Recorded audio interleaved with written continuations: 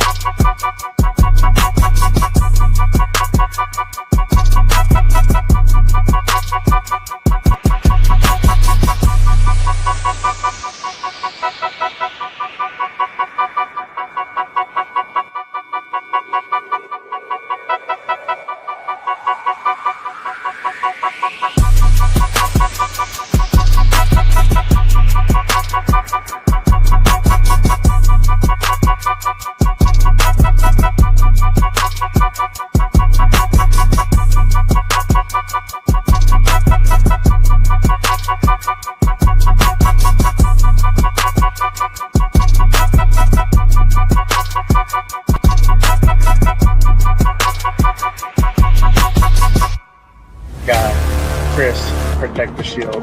Good morning, brother. How you doing? My God, lunatic Raider Legion. What? We on? Hey! We on. None other than Mr. Fist, bringing none other than our guy, Joe Moore. Bring out none other than the Violator, Wayne Marbury. Bring out none other than the notorious Mitchell.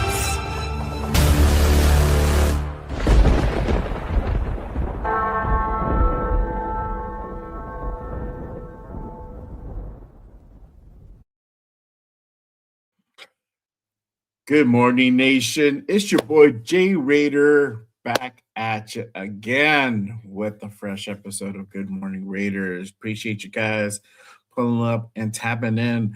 Bright Eye and Bushy Tailed, as you already know. That's how we do it, man. If you guys haven't done so already, make sure you guys hit that like, hit that subscribe button on this channel, share it on all social media platforms. Again, appreciate you guys pulling up, tapping in on this hopefully beautiful Saturday morning, wherever you guys be at. But y'all already know we got quite a bit to talk about today. We have Rookie Minicamp literally kicked off yesterday, so we're on day 2 of Minicamp. It's going on. We got Fernando and company out in Henderson doing the damn thing. They're all practicing right now. So we're going to go ahead and talk about all that good stuff and much more. But y'all already know. I can't go ahead and do this show completely alone. I'm going to go ahead and pull up my guest. My guy does the Cover 3 show with Christopher Raiders and my guy Chewy as well. Make sure you guys go ahead and tap in also on the Sunday Morning Pillaging Show. Make sure you guys go ahead and tap in for that one as well. But let me go ahead and bring out my guy, none other than Raider Nation, Jasin in the building. What is good, my guy? Salute to you. Jay, what's up, man? I appreciate you having me on, brother. Yes, sir. Yes, sir. All right, man. But again, appreciate everyone pulling up. We're gonna go ahead and do a quick roll call before we go ahead and get into it.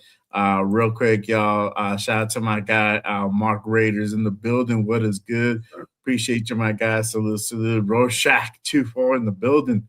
Salute, my guy. Appreciate you pulling up. Bloody Raider in the building. What is good, my guy? Salute. Appreciate you pulling up. Yes, sir. Rorschach says their draft is over. The media is on our sacks. There you go. Yeah, man. That's what's up, bro. Hey, it's weird. Having like praise to us, like giving us like our flowers, bro. We ain't used to it, but it's more than overdue, bro, for sure. Shout out to my guy being a member for 2 months now. Yes, sir. Appreciate you, guy, and one of my mods here at Just Race. So if you want to be like Rorschach, you want to become a member, you want to be part of the fam, make sure you guys go ahead and hit that link that's pinned up top. And it really does help to go ahead and keep the lights on here at Just Raiders. But again, appreciate you guys tapping in. All right, let's go ahead and get into it, y'all. Rookie Minicamp underway. All right, we're gonna go ahead and kind of get into the draft classes that are there. Obviously, the draft picks are there for sure. Let me go ahead and pull that out. Got it ready. So we got our guy Fernando. Obviously, it's in the building, but also we have Tredian Stukes as well. He'll be in the building. Keon Crawford, a new offensive lineman, Trey Zune, the third. Jermad McCoy.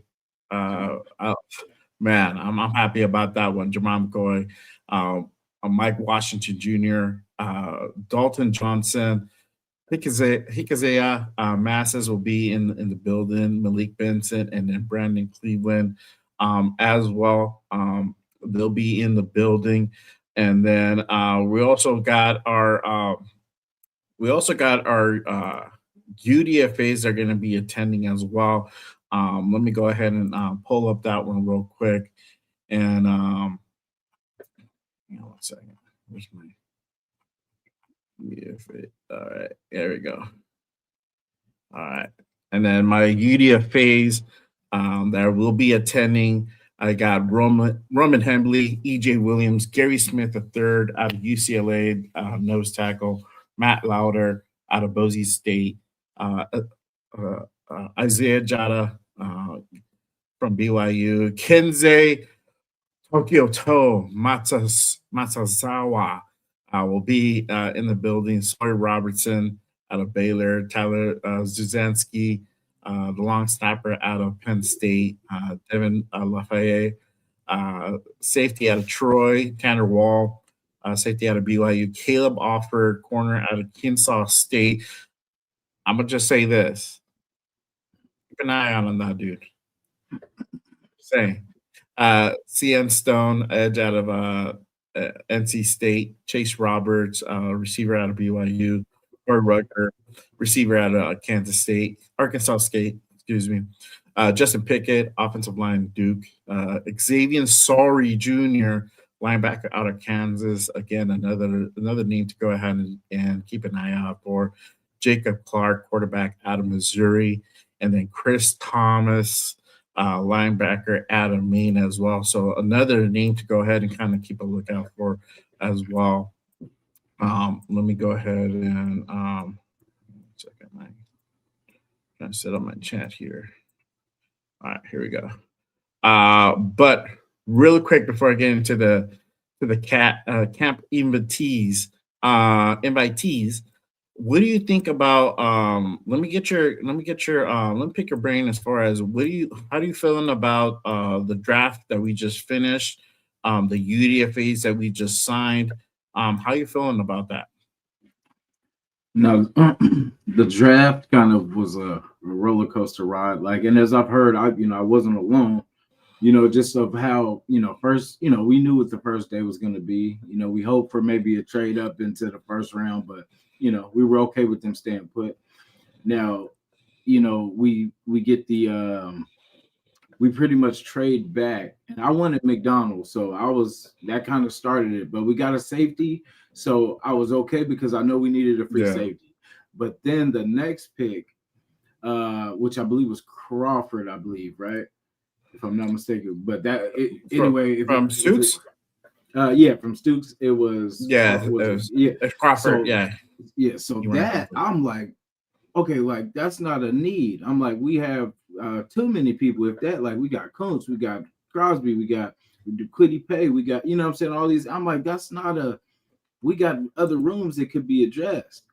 And then we get Zune, which was like a center guard, and I'm like, okay, that's it. And then it didn't help because the announcers were like, oh, that's a great depth piece. I'm like, depth piece? We're supposed to be getting starters, man. Like, because I wanted somebody to either replace Colton Miller coming up, like the next person to take his place.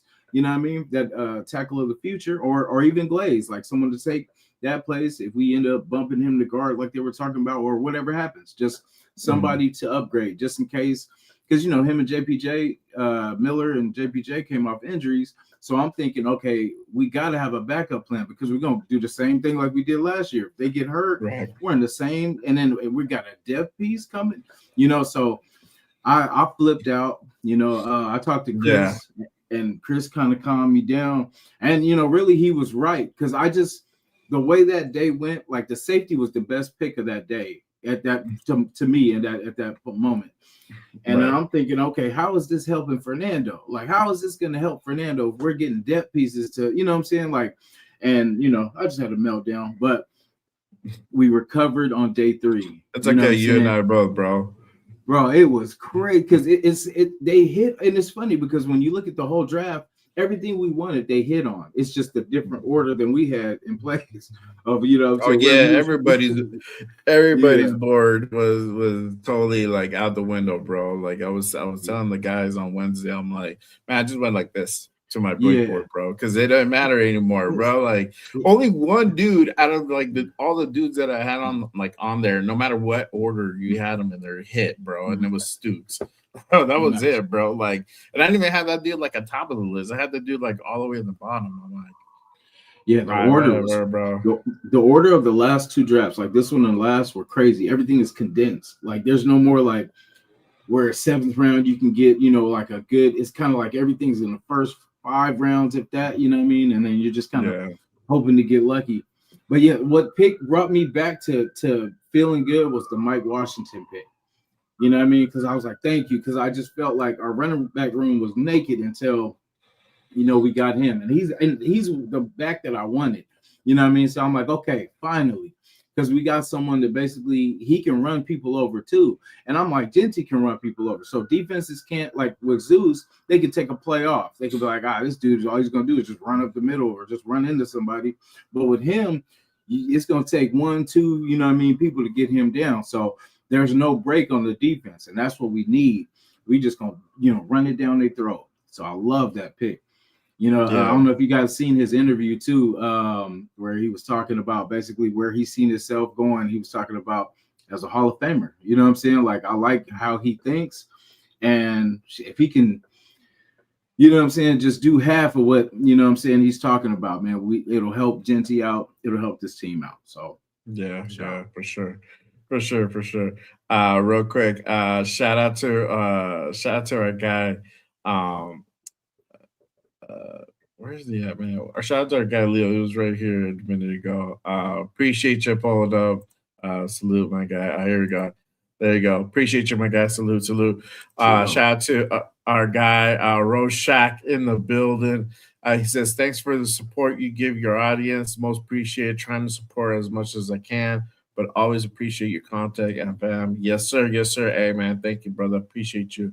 Obviously the supers ain't required, but it's always appreciated, my guy. Salute to you, man, with the $5 super. But let me go ahead, man. And you know what, bro? I mean, this kind of picking back on what you said. I think the only one that I really like tripped on was the Zoom pick, man. And it's not even. I like the pick. I like the dude. Yeah. I just don't like where it was picked at, and it's exactly. I think initially a lot of people were kind of like, what? They're all kind of looking sideways, but and that kind of goes to show you like how, just people value different things, and especially in this draft, how Spytek was valuing different players. So we, Raider Nation or most people might see it one way, but they're the ones seeing it a different way. So obviously, the picks are in already. So, we're all rooting for them, and hopefully they're, they pan out. Obviously that's not all of them are, but hopefully most of them do, man. But it is interesting, and we'll talk about some of the guys. Go ahead again to keep an eye on and why. Let me go ahead and kind of pull up the camp invitees.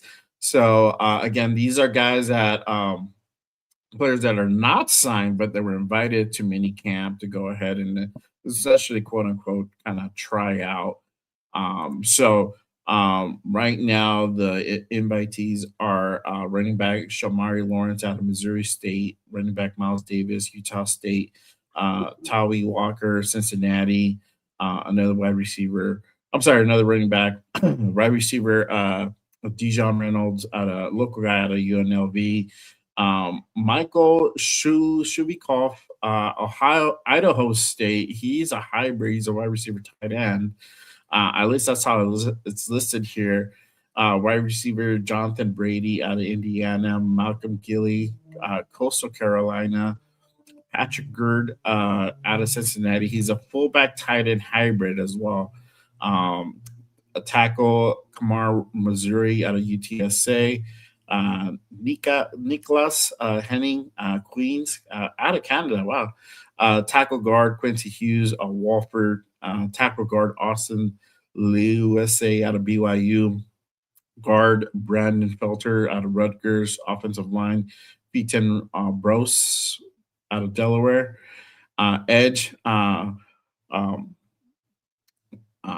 Malachi Williams out of Boise State, edge Josh Siskar out of USF, defensive tackle Michael Oti out of Bryant, linebackers Jadon Pearson, Fresno State, Giovanni uh, Lovino out of Hawaii, Marcel McDuffie, local guy out of UNLV, Jaden Keller, Virginia Tech. Those are the linebackers, corners.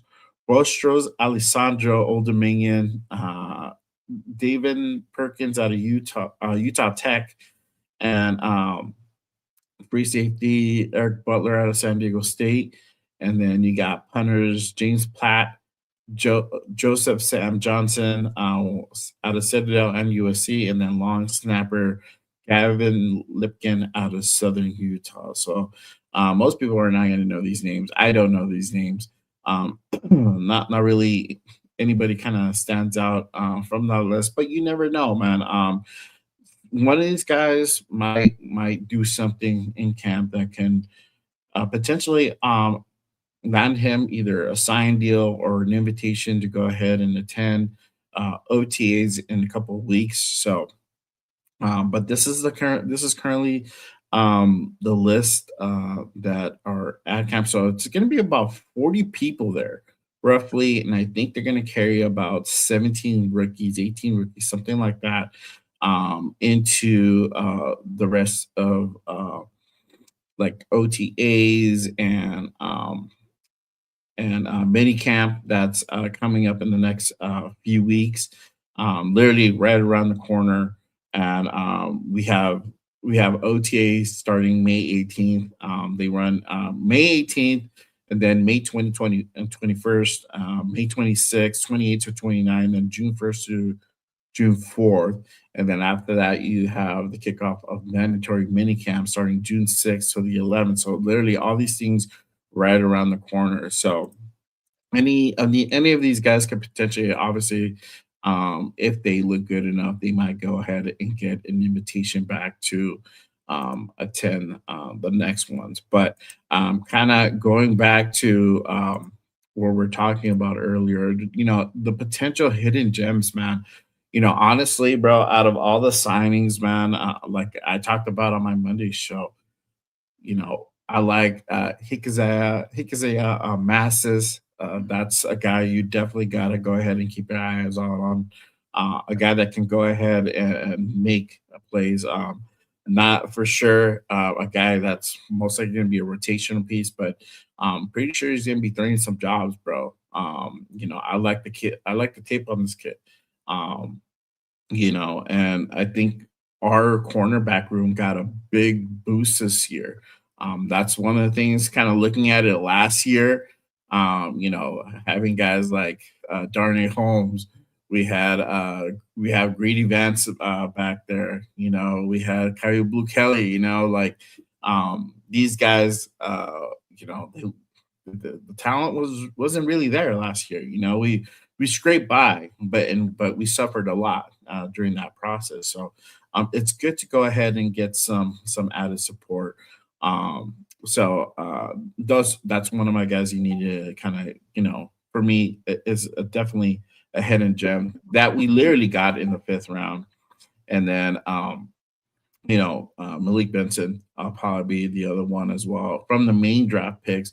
For me, it's more on that punt return, that special teams, and last year special teams was a area that we also kind of had issues with. We had issues all around, but special teams usually we're pretty sure up in that in that phase. It's good to go ahead and get a guy like Malik Benson in. Obviously, you got that 4.3 speed that can go ahead and cook dudes whenever possible. You know what I mean? So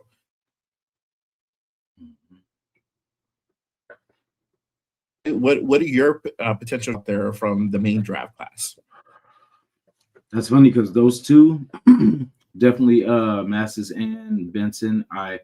Because Benson, I was watching something yesterday and they said, like, how does Benson fit in our offense as the Kubiak system or whatever? And he said Jake Bobo.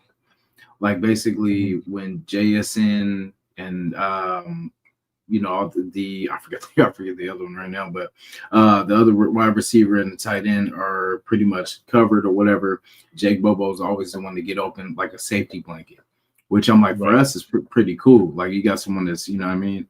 And I like the kid coming out. I literally thought he would be, taken a lot sooner, and just I don't know. It just seems like all the things are falling to us right now. Like everything is kind of going our way. I'd have to put Jermad McCoy on that list because it's a big tweener. You know what I'm saying? Like as far as because you know what I mean, like it could go either way. You know what I'm saying? This could be the greatest steal that we've ever, that the league has ever seen, or it could go the Raider way. You know what I mean? And it's just, so I mean, we're so used to the negative, but I don't know. I just have a feeling like because that technically is the worst pick that we made, and we don't know that yet. You know what I'm saying? Like, if anything, that's the gamble that we've made. Usually, it's 6 gambles and then we get one good player. You know what I'm saying? Like of our history. So we're doing things different. You know what I mean? So like, I can't even be mad. Benson, we said Masses. I think, like you said, Masses is gonna take someone's spot. That boy's spunky. He's gonna take someone's spot. Yeah. If it's the Camryon, you know what I'm saying, which I just don't see making it. I mean, he's got the speed and all that, but we just haven't seen enough, and so it's kind of even ground. Oh yeah. Like who, Yeah, and I know we just started minicamp, and we'll kind of drift a little bit into the rest of them into like potential training camp as well. But yeah, I mean, like I said, Zeke, I think he's going to go ahead and be contending for some jobs, bro. Like some people's jobs are going to be on the line. I think we have about like 8 or 9 dudes in the corner position alone. So not everybody's going to go ahead and make that 53. It's only 53 dudes that we can carry on the active roster. You know what I mean? So, guys like, before probably like guys like, Kyrie Bukele, which, he's not around anymore, but like guys like Greedy Vance, probably going to be in bubble. D-Cam might be in the bubble, man, where he may or may not make it, This is going to be a year where there's some real serious competition. So you need to go ahead and really show something. If not, then I don't know if I see you placed in the active roster. You'll be looking to go ahead and be able to make the practice squad. So it might be that type of situation. And I mean, you got to think about this secondary with guys like Eric Stokes, Darian Porter. They're back for another year. We just picked up. Bless you. We just picked up Jermad McCoy, bro. Jermad McCoy. And let's talk about him for a second. I mean, this dude might end up playing, bro. That is kind of what the word out is currently. Kind of that. Hold on, dog. Let me. I haven't done this for a minute, but let me go ahead and pull this. Love rumors. Facts can be so misleading. Were rumors true or false are often revealing. There you go. So the rumor is Jermad McCoy might possibly end up playing this year. Raiders kind of feel a little bit confident on that knee. I haven't heard anything as far as any further evaluations, but from what it seems like, they already had the team docs kind of look at the X-rays and look at kind of like where his knee is currently at, and they feel kind of confident that he's probably going to go ahead and play sometime this year. So that man, if Jermad McCoy plays, that's gonna be man.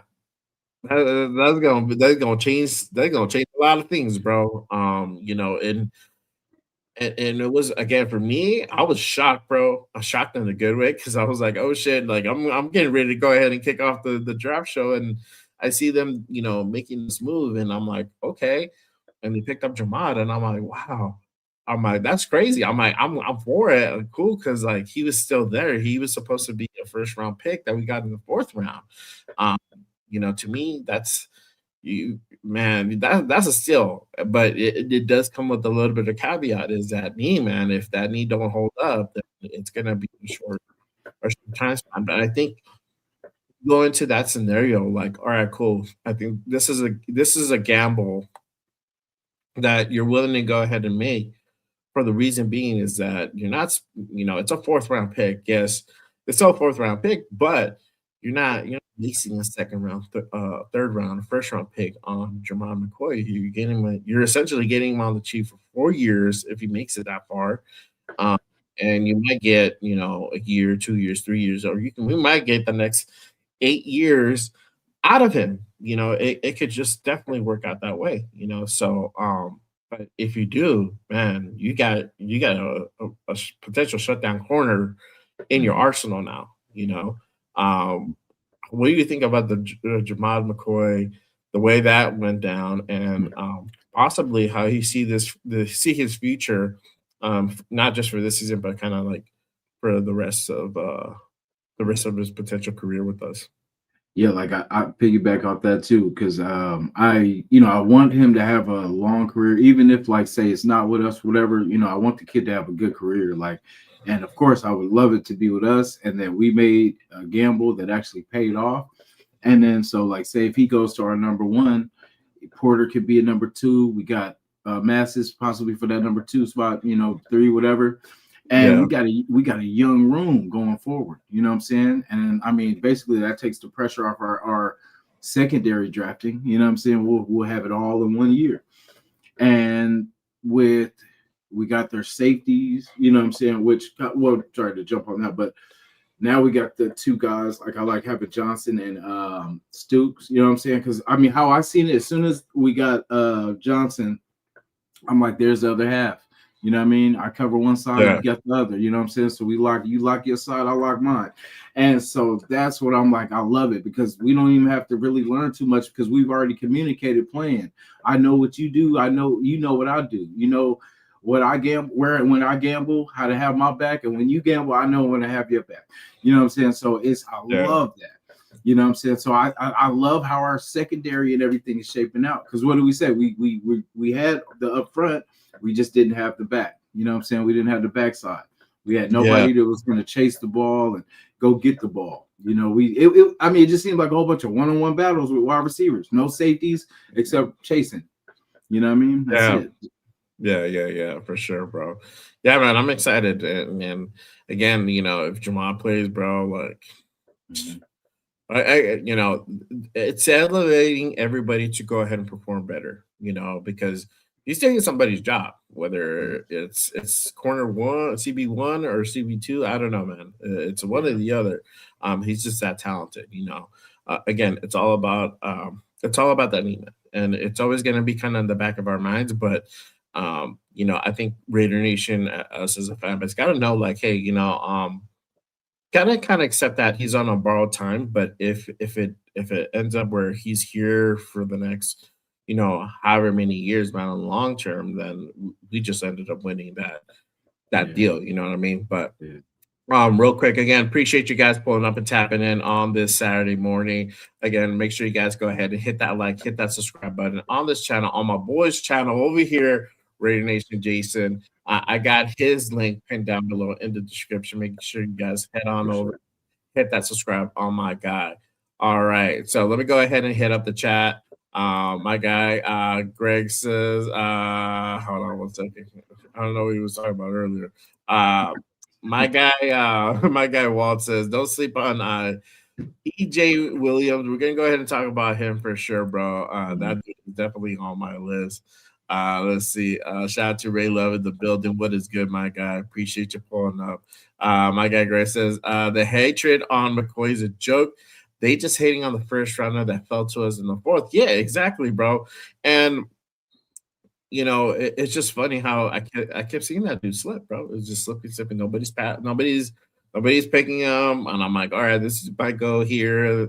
No, nobody, bro. Like, and I think Spytech realized, all right, cool, this dude is still there. Like, nobody's taking a flyer on him. Yeah, let's go ahead and move up one spot.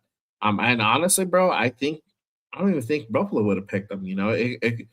I just think Spytek got a little bit of cold feet at that point. He's like, you know what, we're just gonna move up one spot. Let's see, we're giving up a 7 to move up one, and so he made the call. But I think if he would have waited, he may have fallen to 102. That would have even been more of a trip, bro, because he didn't have to do anything. It just fell to him. So he might be that protected player. I'm looking for that too. Like, how we get to tuck one player, just in case or whatever. So if anything, like say if we find out something, we could, keep him protected. So that way nobody can take him, off our roster from that either, because practice squad, somebody's going to try to steal him. But, I'm pretty sure we're crafty enough to. Jermad? Yeah. Oh no, he ain't going to practice squad, dog. If he sits, he's sitting out for the season. That's kind of how they so once training camp kind of starts winding down, they have to go ahead and get their 53-man roster set up. So at that point, whether they feel he's gonna be good, they'll probably just activate it. They'll keep him on the active roster. If they feel that he might need to go ahead and if he has an issue, if he gets like a I don't know, like a sprain or something like that in the knee, then they might sit him with him starting in within the first 6 games, or they might just go ahead and shelf him until next year. It's one of those scenarios. I think they're just gonna go about it like camp per camp and just kind of see how it goes. Preseason is gonna really be the telltale. And if he's good, you might see him. You might see him start. You might see him on that 53. So it could go different ways, but yeah, for sure. Yeah. Jermad was a steal for sure, bro. Shout out to Jack Ken in the building. What is good, my guy? Salute. My guy Pred in the building. What is good, my guy? Salute to you. Appreciate you pulling up. Yes, sir. Greg says if we did not McCoy when we did, some other team would have taken him in the same round. I mean, we're 102, bro, so we're in the second pick. But yes, you could also have that. You can somebody can always trade up and steal them. So again, we didn't give up a whole lot. We gave up a 7 to go ahead and swap picks. Next year 7 too at that. Like it was next year. So we always get like some type of comp pick. So we might have a comp pick. It might not be as high as what we got them this year, So it all kind of depends. But yeah, man. As far as hidden gems on the active roster for me, it's Masses and Benson. Guys to kind of keep a lookout for. But also, man, I'm liking the tape on Crawford, bro. Crawford looks good too, bro. And especially, I think with the whole, the highlight I think of day 3 was obviously the trade for trading Tyree Wilson away to the Saints to go ahead and move up to 122, I believe. And I was like, what? And it kind of makes sense with Crawford, being drafted. He has the talent. I originally had him, lower than the 3rd, but either way, that dude does have talent. Looking at tape more, man, it gives me more confidence. But more importantly, we already started on that path to go ahead and really provide help for Max Crosby, man. So we have Kuntz on a 1 year. He don't know, for him, right now with me and Kuntz, it's kind of on that year-to-year basis, and the Raiders are kind of on that same wavelength. And you also have like guys like Charleston, and we just got Quiddy Pay, and Quiddy Pay, I believe, is also kind of on a 1 year, 2 year type of deal, right? So he's on a short term, but with Crawford, you're gonna have him here for about 4 years. So we're already starting on that path, and he might be that guy that comes in even on the rotation, mat, and makes an impact. So I'm excited to see what he definitely has to go ahead and offer. But let's go ahead and kind of talk about the who's gonna make it out of camp, right? And again, you have some guys here, some invitees. My thing is, we didn't get a whole lot of offensive linemen, and then D tackles as well. So we might have a couple guys kind of sneak in here. Again, only 17 dudes are really going to go ahead and make it. So out of those 17, maybe one or two dudes might sneak in. But the guys really on that UDFA list is the ones that I'm excited for. We talked about, like Walt said, EJ Williams, man. EJ Williams out of Indiana getting reunited with Fernando. That's a very interesting move, man. I'm excited about that. Roman Hembley. Let's talk about him. Roman Hembley was signed UDFA, and I saw that some of these guys might come in UDFA, right? And Roman Hembley has that talent to potentially be that running back 3. Kind of looking at his production from last year, I think he has that ability. How do you feel about EJ Williams and Roman Hembley, coming in and literally getting reunited with Fernando? For me, like, a couple of my shows I've talked about it too. Like when you bring in a quarterback, you want him comfortable. Like you want to bring protection, weapons, and comfort. Like we didn't get his main with Surratt and Cooper, but we got one of his go-to guys that he's been with in the past, which I love with EJ. Someone that he can kind of feel comfortable going through camp together, them communicating, learning everything together, which is cool. And Hemby too. And they've all won a championship together. So they understand the communication. What I like with the Hemby, pick too also is that the blocking scheme, like pretty much, I think if I'm not mistaken, he was the best blocker out of the 3. So I'm saying like that, there's always a win if you're getting someone that can protect. And, he's the closest one besides the center to the quarterback. And so like if you need him to get something, that's a good communication piece that you could just say, hey, whatever the code was in Indiana, like, hey, to whatever he needs to do.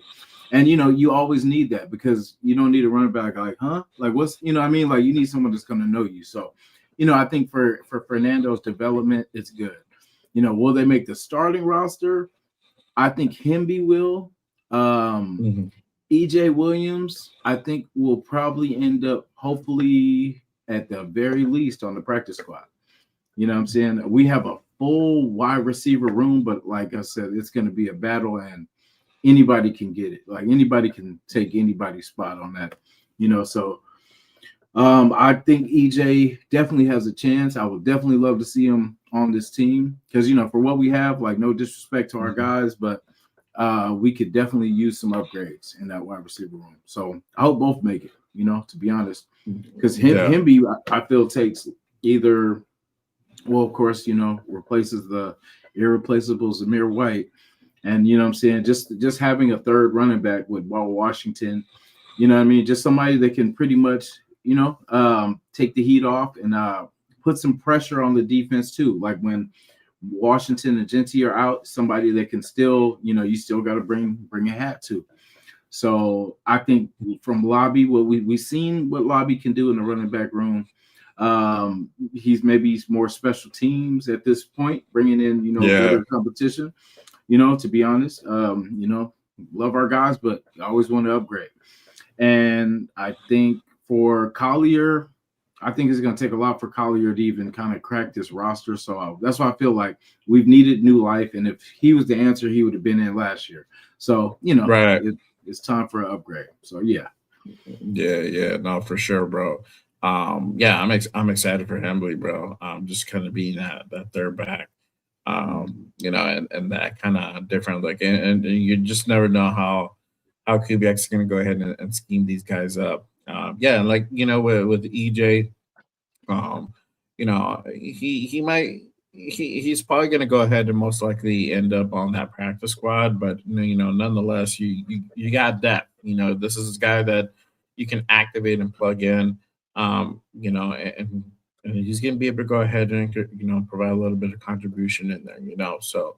Another guy that I'm excited for is Gary Smith out of UCLA. That nose tackle, man. That might definitely a guy to go ahead and keep that lookout for.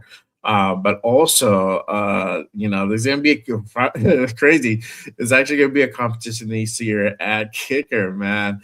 Tokyo Toe is going to be making his appearance. He's making his appearance right now in Rookie Minicamp. Kenzei Matsuzawa out of Hawaii, man.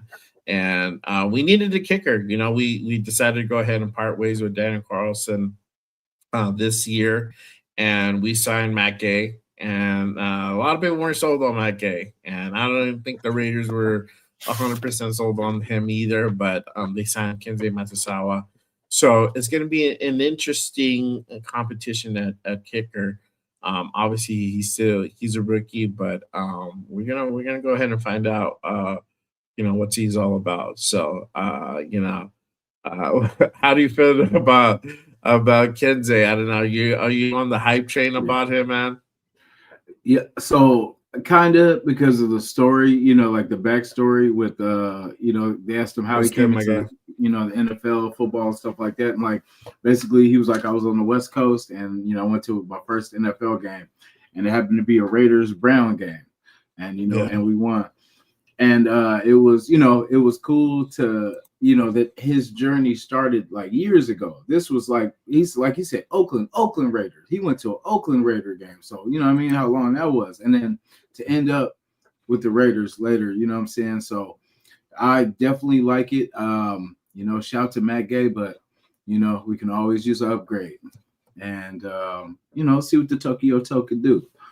Yeah, exactly, man. I think he makes at least a practice squad, bro. And we'll have a kicker. We'll have another kicker at our disposal. So it's we'll have that extra guy just in case, he happens to go ahead and kind of go down. But yeah, man. He's that international player too. So basically, he's a free. It's kind of like a freebie anyway. Yeah, exactly. Shout out to my guy 805 in the building. What is good, my guy? Jack Kenna says McCoy hasn't signed his contract. That could be different things. I don't think he's gonna necessarily want a lot of guaranteed money, bro. Some of these guys don't sign right away. Fernando essentially hasn't signed his contract yet, but is he not a Raider? He's a Raider, bro. So I'm not worried about McCoy, bro. But yeah, man. Let's see here. Go to the chat. Shout out to Nutty Raider in the building already. Bright eyed. All right, bright eyed Bushy Tail. Hitting up that. Hold on, bro. Let me do it right. Raiders! Yes, sir. Salute to you, my guy. Appreciate you pulling up. Yes, sir. Raider Paul says Spytek did a good job. Yes, sir, he did. And, for me, this was like a B plus, if not minus. It's all, Hey, it's Jack. all bro. Yeah. Jack, who is Stewart? Who's what? No, he said Genty, Stewart, and Hemby. This running back is set. I'm like, who is Stewart? Who said that? Jack Kenna. I think he meant Washington, but it says Stewart.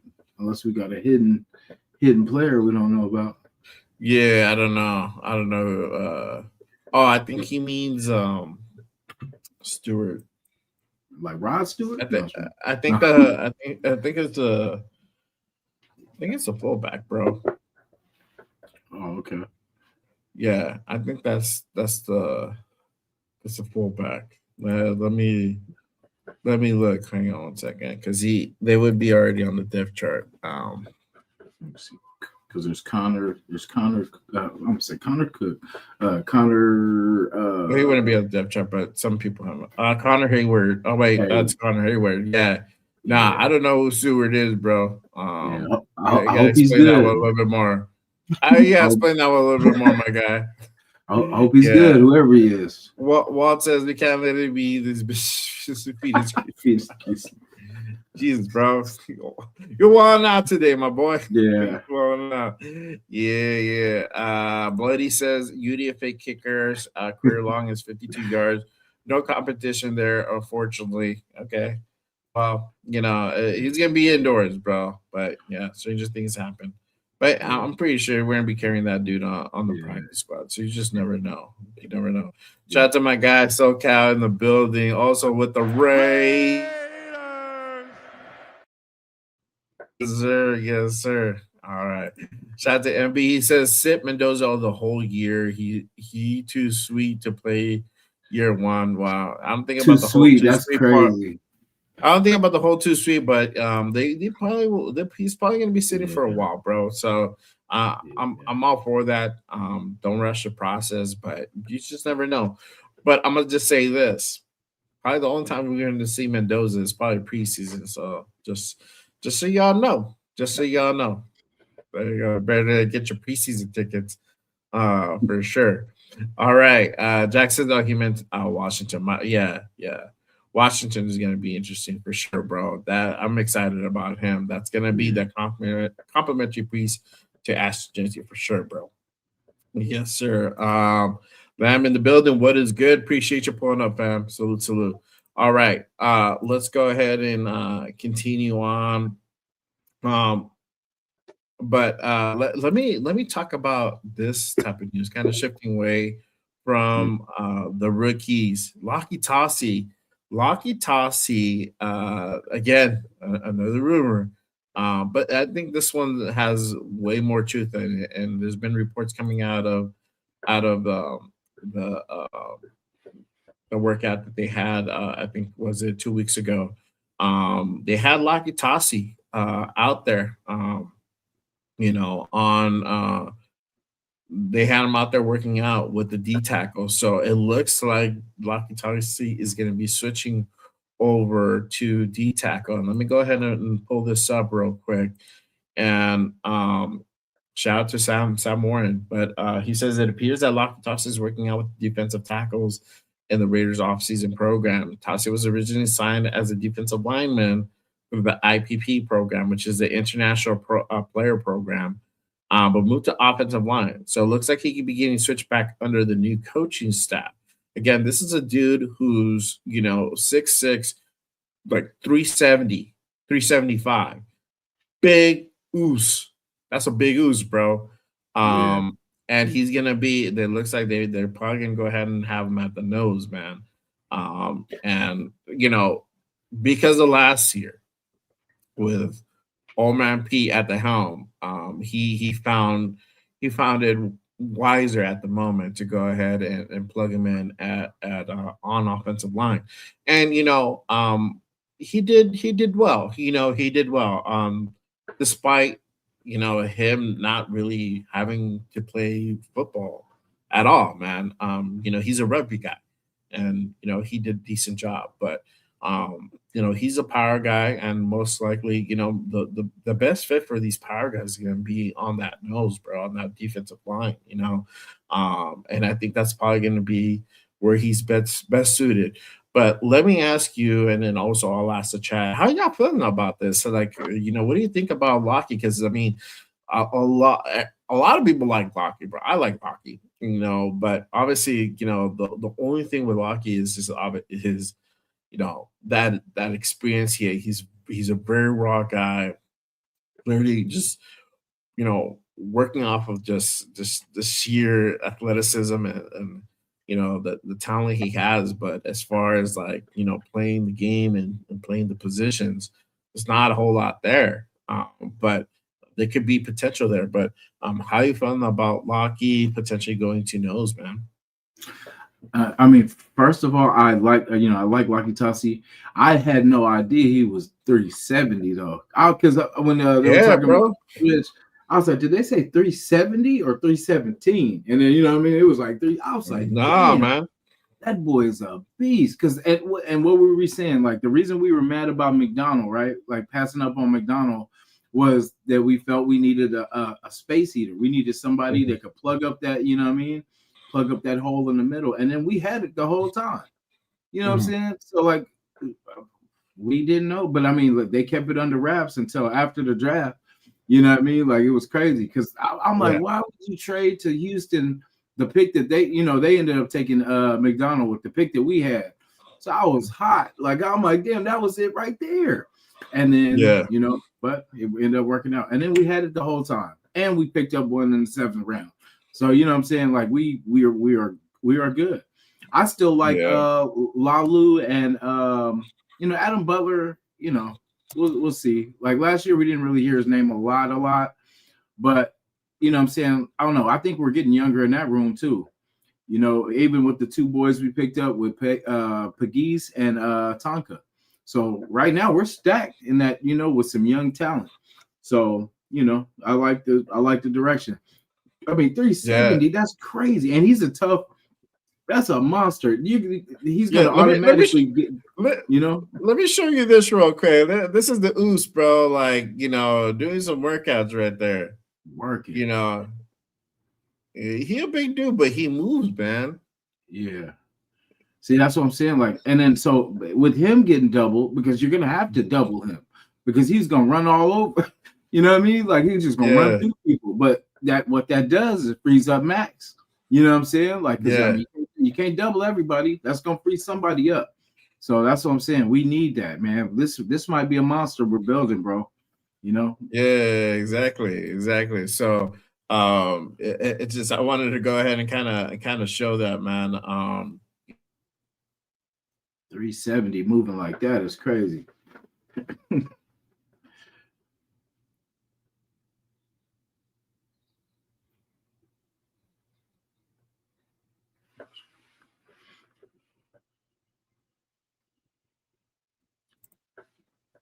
All right. Did we freeze? I think we froze. Oh, there you go. Frozen all right, yogurt. cool. Frozen yogurt. There we go. We back. But yeah, man. I mean, I think, you also see here Tonka. Right now they have, I think it's still listed as Anna Butler, like the de facto nose. It might be a situation where there might be rotating dudes constantly in that position. It could be type of a scheme type of thing as well. Like I said, we drafted Brandon Cleveland in round 7, and also Gary Smith, the third, as a UDFA guy. So these guys might be on a rotational piece. And I think this is going to be a real competition as far as nose tackle. I think it's just kind of depending on how we're going to go ahead and be giving looks and kind of how we're going to be running that 3-4 scheme. So it is interesting, but I wanted to go ahead and kind of post this up because Laki's has been the name that we've talked about, man. So it's just funny. Jack Hanna says yes, Laki is back at nose tackle. Never should have moved to guard last year. Yeah, man. Tasi would have been good at 2 gapping. That takes experience. Yeah, exactly. So that's a caveat, man. It's just that experience. He doesn't, he's a rugby guy. This is literally year 2 for him. playing ball. So it's gonna be a process, man. The cool thing is that we have there's a little bit of time, but I think if they just kind of keep it simple, and they just kind of learn, like, hey, bro, you just need to go ahead and build rush these dudes, and then attack these terrible teams, and try to go ahead and just plug up that middle gap, man, and you might have something if you could do that. We might have something there. So yeah, man, it definitely it's a wait and see. Yeah, Jack says uh Tasi, the sea man, destroy man. He's a beast. He is a beast, man. So a big human being, bro. That's a big human being. And then let me play this real quick. Um, you already got McCoy out there at rookie camp. He's already working out, man, with everybody. So there you go. It's good to see Jermad already out there with the rookies, with everybody else, getting their workout in, man, at camp. So hopefully good things to come for Jermad, man. So for sure. All right. Let's go ahead and kind of move on, man. And I wanted to go ahead and pull up this subject. But before I do, real quick, again, make sure you guys hit that like, hit that subscribe button on this channel, my boys' channel, Raider Nation Jason. Make sure you guys go ahead and hit that subscribe. Turn on notifications as well. Make sure when news goes on, I go on. Don't want to be left out in the dark. Hit that subscribe, hit that noti, y'all, for sure. But let's go ahead and talk about this real quick. Potential, could there be a potential of us bringing in a veteran wide receiver? Again, us really just going after Naylor. We brought in Dariki Young earlier this offseason. Excuse me, earlier this offseason. I think we signed another dude as well. But really drafting Benson out of this draft, and it was late. It was a sixth round for him. Could there be the possibility of us bringing in a wide receiver, a veteran wide receiver, or are they really settled with this wide receiver room? What are your thoughts on that, bro? Because right now, currently, and I can go ahead and pull this up. And this is currently the depth chart as far as on the wide receiver room. And currently you have Trey Tucker, Dante Thornton, Shedrick Jackson, Brendan Rice. You got Jalen Naylor, Malik Benson, Philip Dorsett, Chase Roberts, Jack Besh. I think this is going to be definitely a different, better year for Jack Besh, Dariki Young, and then Justin Shorter, and then EJ Williams for that wide receiver room. So how you feeling about this wide receiver room? Do you feel like we need that extra guy? We need that, that X factor wide receiver, or you feel we good right here? No, do I think we're good? I mean, it's still kind of yet to be seen, but with the veterans, though, I would say we got Naylor, and then really we got, what's his name, Dorsett, too. But I know they're not, anything to, kind of, be really excited as far as like for an X. But I think if leadership, we got those two, at least we got a young leader in Naylor, and then we got Philip Dorsett, that's been, pretty productive before injury. And I don't know, we have a young group, and there's a lot of people like the Brendan Rices, the Shedrick Jackson. I would love to see get an opportunity. I'm not done with Thornton. You know what I'm saying? I'm not done with Thornton. I feel we got the bodies. It's just I want to see them in the scheme. You know what I mean? Like I felt like Thornton was used the wrong way, and I feel like they should just get him comfortable with the ball, get him involved. Even Besh, like I don't know how they're gonna do this because somebody's got to go. You know what I mean? There's so many bodies, but we can only keep so many. You know what I mean? So right, Jack, like when you when we had Bachman and all, all those guys and stuff like that, like that's when our wide receiver room needed help. If that's who we Yeah. were depending on of saving us and stuff like that.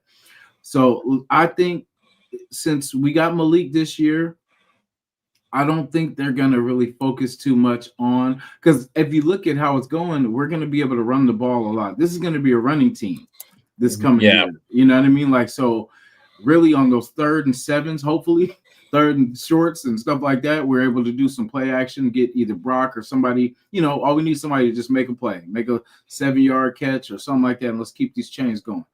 So I feel like next year's draft, we might get that either tackle and wide receiver, like first round, whatever, second round, either vice versa.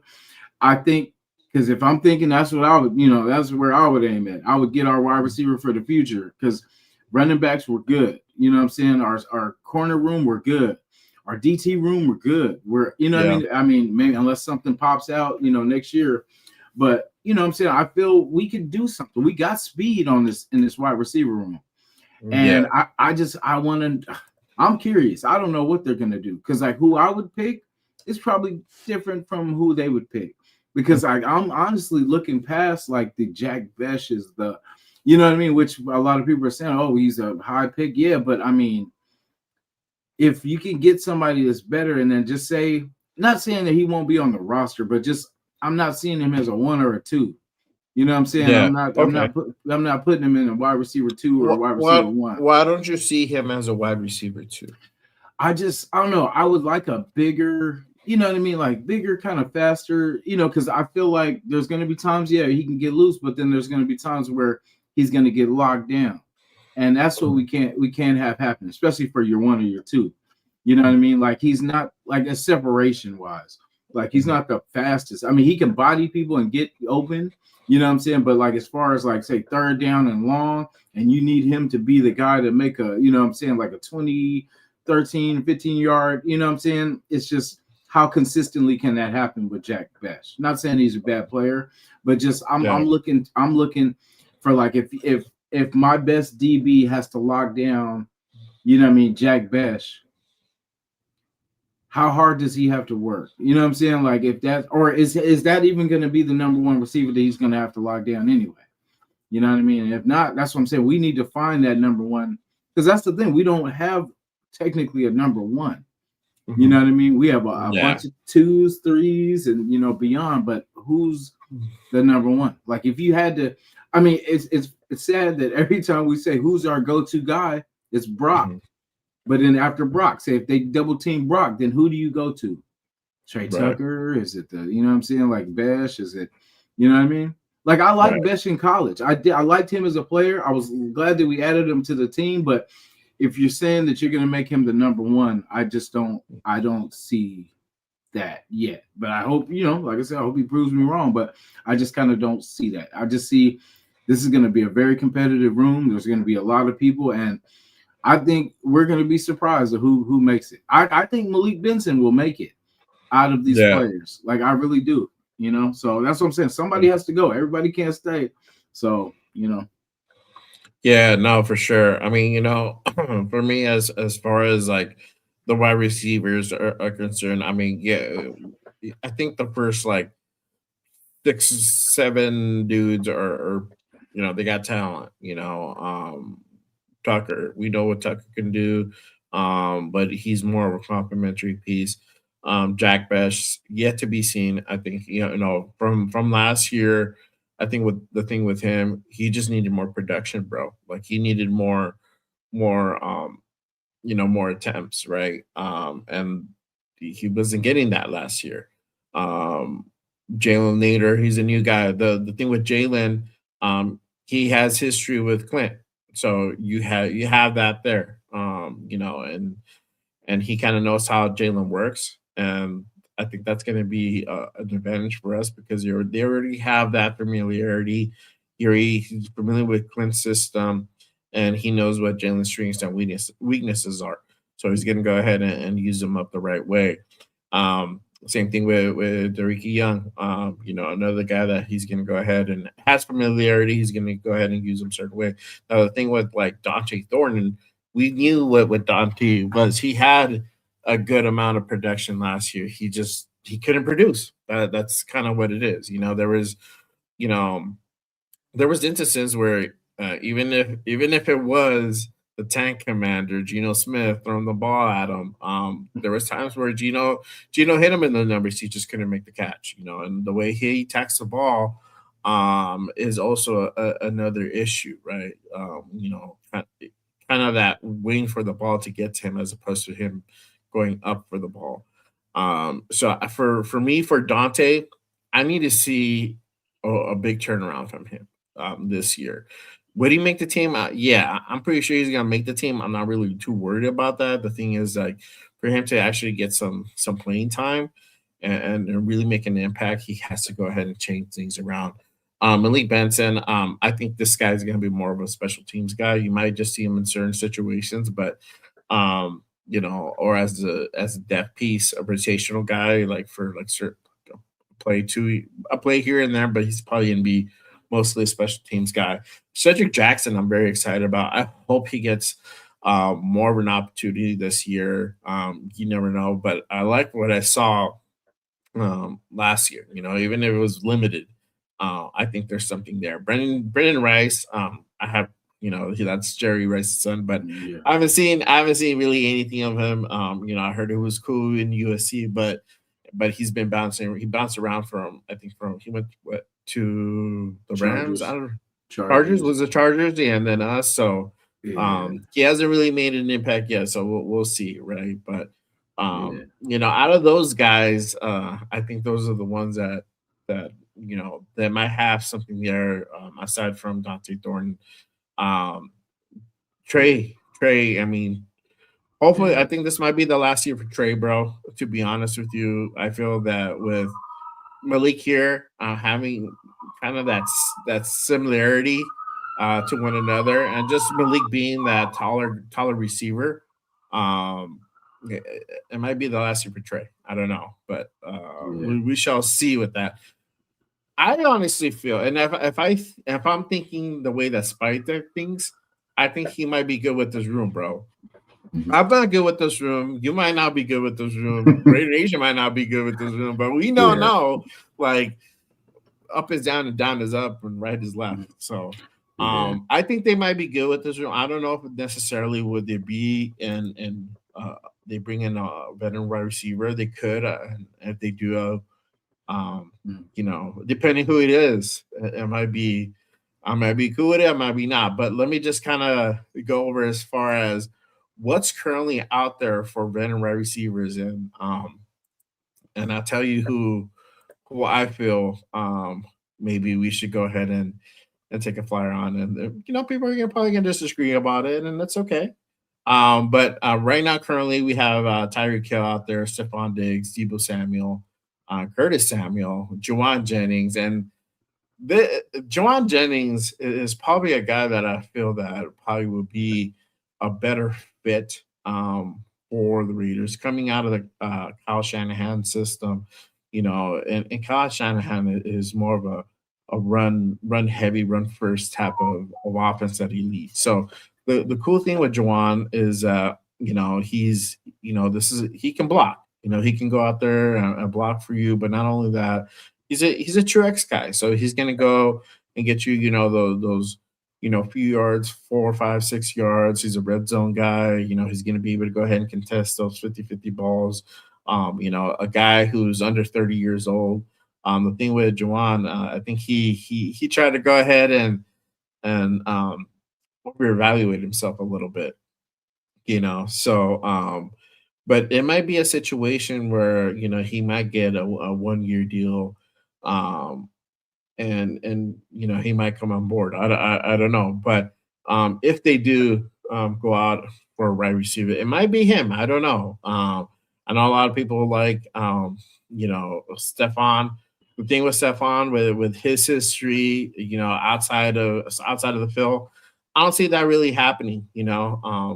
Raiders are really, really about that integrity, about that. It's kind of how you conduct yourself outside of the field. So I don't see that really happening. Debo has had a slew of injuries, so I don't know if that's going to be an option either. But you also have DeAndre Hopkins, Keenan Allen's out there as well. So, um, what do you think? You think they could possibly go after a veteran wide receiver? Yeah, I kind of like Keenan Allen, just also for the I know the age is up there, but the price, you know what I mean? Just something we could sprinkle in just for Yeah, some vet leadership, like someone that's done it, you know what I'm saying? Like he knows the Chargers, you know what I'm saying? So like anything to get a little, get a little insight. Jawan Jennings, I like too. I feel like he's gonna be pricey though, because he's been balling the last couple of yeah, years. yeah. If you get Juwan anything under 15, I think we do it, bro. Anything north of 15, no, I'm gonna be good on that, bro.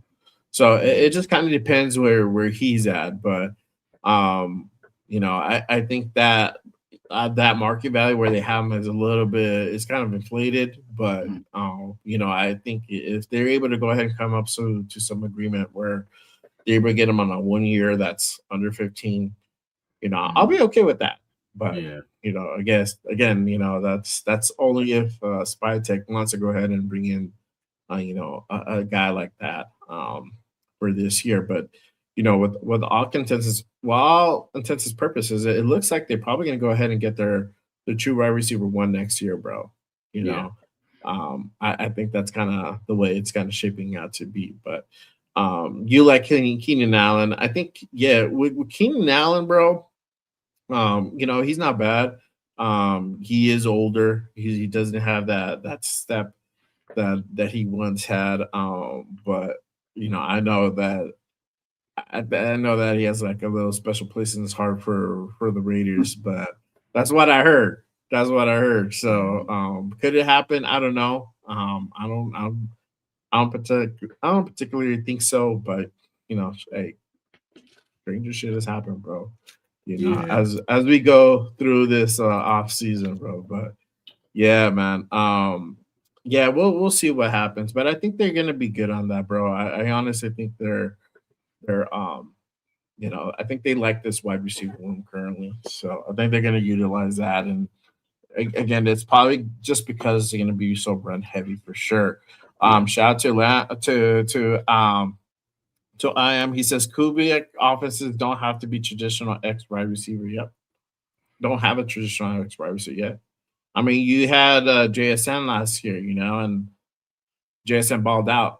So Yeah. it's just kind of who you plug in. But I think at this stage in the game, kind of how we're going through this rebuild, I think this is going to be a lot of run heavy. But I mean, having Ashton Genty, bro, with Mike Washington, Yeah. woo, Talk that's about gonna be good. fire, bro. Yeah. And they already put that dude in front of Dylan Lobby. Oh I don't know if yeah. you saw that. Yeah, they put him in front of Dylan Lobby already, bro. So I did they, too. yeah, yeah, yeah. So they already kind of him as their running back too. And again, it's gonna be that complimentary piece that's really gonna be paying dividends, bro. I mean, having those two dudes like one after another is gonna be fire, bro. It's gonna Yeah, be I'm fire. I'm I'm happy with the running back room. The way, like I said, if Hemby ends up that third running back, or what I'm saying, because that's why I think Hemby makes the roster, because I think Yeah, they'll throw Lobby on the practice squad. You know what I'm saying? And I don't think nobody's going. If they do, cool. If they don't, he's on the practice squad. But I don't think they'll risk putting Hemby and then Hemby getting took. You know what I mean? So if yeah, anything, I'm gonna let you have something that's I don't want you to take. You know what I mean? So yeah. Yeah, yeah, no, exactly, bro. I honestly do think also that Hemley is probably gonna be that third guy, bro. mhm. Let's see here. Hang on one second. All right. How good are you? Good on time? Yeah, I'm good. All right. So hang on, let me put this up real quick. So it looks like there's a pressure right now going on. Oh, Um, nice. Shout out to Raider Felons. He says there's a pressure right now. Let me see. I was about to start. I thought it was on already. I'll keep an eye out. If it does go on, then I'll plug it in For sure. real quick. But let's see here. Um, Gianna, who's Gianna, bro? Gianna's gonna want like 15 or She probably will. No, right? She Yeah, probably will. man. Better, it's cheaper to keep her, bro. As the saying goes. Definitely. Jawan Jennings, I think you want. I think you mean, bro. This is Yeah. going on 15 million a year. 15 million. Yeah. He's looking for a long term. Jawan Jennings is looking for a long term deal, but I don't think he's gonna find it, bro. Yeah. You know, that's kind of he's still out there. Nobody signed him yet, so yeah, I don't know if he's gonna get that long term deal. You never know, but if he's willing to go ahead and kind of do a 1 year, that might be something that we might possibly entertain. Again, it's only if it's kind of more on the cheaper under that 15 million mark, but Yeah. yeah, that's probably why nothing has happened yet for sure. All right. Oh yeah. Do you think they'll bring somebody? Do you think who do you think? Like I know we talked about who we want, but like, do you think they really will? You think they'll stick with these guys? I think they're gonna stick with these guys. If I'm thinking like Spy Tech, I think they're gonna stick with what we have, bro, and they're gonna run with it for for the rest of the year. You know, they're not, because we're in a stage where we're just getting all the pieces together, and the focus is probably gonna be just run heavy. They're not too interested in going out and getting like uh kind of like the veteran wide receiver guy to make an impact, unless they feel like there's there's a there's a possibility of them like really contending for like a playoff position. Then maybe that's the route they go. But I honestly think the way they've kind of been doing things, they're just going to go ahead and kind of take their time on it, and they're going to kind of wait for next year. That way they can go ahead and vet these guys, just kind of how they did the process this year, and going out and getting the next wide receiver. So whatever we're going to land at, depending on our record, we could be still possibly picking in the top 10 in the first round next year. Um, that could be possibly the play, and we could possibly get either one, maybe a top 5 wide receiver for sure. For sure, we can get that. If we're picking like 10, 11, 8, somewhere around that range, bro, we're gonna get a really good X wide receiver, bro, wide receiver one. So it's just I don't see us like we're gonna be better than we were last year, but I don't think we're gonna be moving the needle like that. To be honest with you, that's just for me, and I'm not even trying to put a record on this year because it's just not. This is this is I want to give Clint all the room to go ahead and operate and not, again, for me, like I tell everybody, and I keep telling everybody, don't put like that type. We shouldn't have a number and expectation like that this year. The only expectation is that we look on the field. We should look better. That's the only expectation we should really have. But as far as like number record wise, we shouldn't. We should just let the process go the way it goes. So I'm a core believer in that. This is gonna take a few years to go ahead and really piece together. The cool thing is that we have the right guys in the room to go ahead and get that done. So if it doesn't look pretty, if we win one more game that we did last year, don't be like, man, this was a shit year. I don't know what's going on. Yeah. That's how rebuilds are, man. If you win one more game that you did last year, you're improving. We're a 3-14 team last year. We're technically a 2-15 team, but Thank you. yeah, like KC kind of like let us have that one at the end, but honestly, no Mahomes, no problem. Yeah, exactly, and that was by chance, bro. If Patty was healthy, do you think they would give us that one? No, hell no way, bro. Yeah, They watched that season last year, so you already know. But we were for all intents and purposes, we're a 2-15 season, and if we win 4 games, cool. We win 5 games, I'm happy with that, bro. And I feel like, all right, cool, we're building towards something, And then 2027 is probably going to be the year where we're really going to start contending for things. And if we do it this year, great. That's icing on the cake, bro. But if we don't, they ain't nothing. Yeah. It ain't nothing, bro. Like not 9 games. This, I'm not saying we're gonna get 9, but I'm saying like, you know how someone asked the question, if we get 9, if we won 9 games and say like we lose the last game to win the playoffs, are you still happy with how the season goes? Now, before I used to say no, because it's playoff or bust. You know what I'm saying? Like, but Yeah. I mean, with how this thing has been going with us, bro, like that means that we had 9 wins, which is Yeah. more than we've had in the last few years. And it means we're playing competitive ball again. So, I mean, damn, I hate to backtrack, but I mean, to be honest, I'd rather us be competitive, man. Like, I don't like how last year went. I don't never want to see nothing like that again, where we literally were thinking, no, not everybody, but I just get the big picture. It was easier. It was better for us to lose, and look what we've gained. It sucked, but we should have did this a long time ago, and we would have already been here. You know what I mean? Yeah. But it just Yeah. took us years to swallow our pride and just say, look, man, we're gonna put the guys we have here, and whatever happens, happens, and whatever happened, happened. You know what I mean? So Yeah, exactly. and after this draft, are we mad? Everyone that was like, I don't want to lose, none of us want to lose these games, but it is what it is. We earned this spot. We earned everything we got, but at least we're doing the right things with it. Because when Right. Gruden was here, we traded things and we didn't get back in return what we traded away or got rid of. So this time I feel like we're gaining. Because the impressive thing was we had 10 draft picks to start off with. We made hella moves, and then we still ended up with the same 10 picks and hit.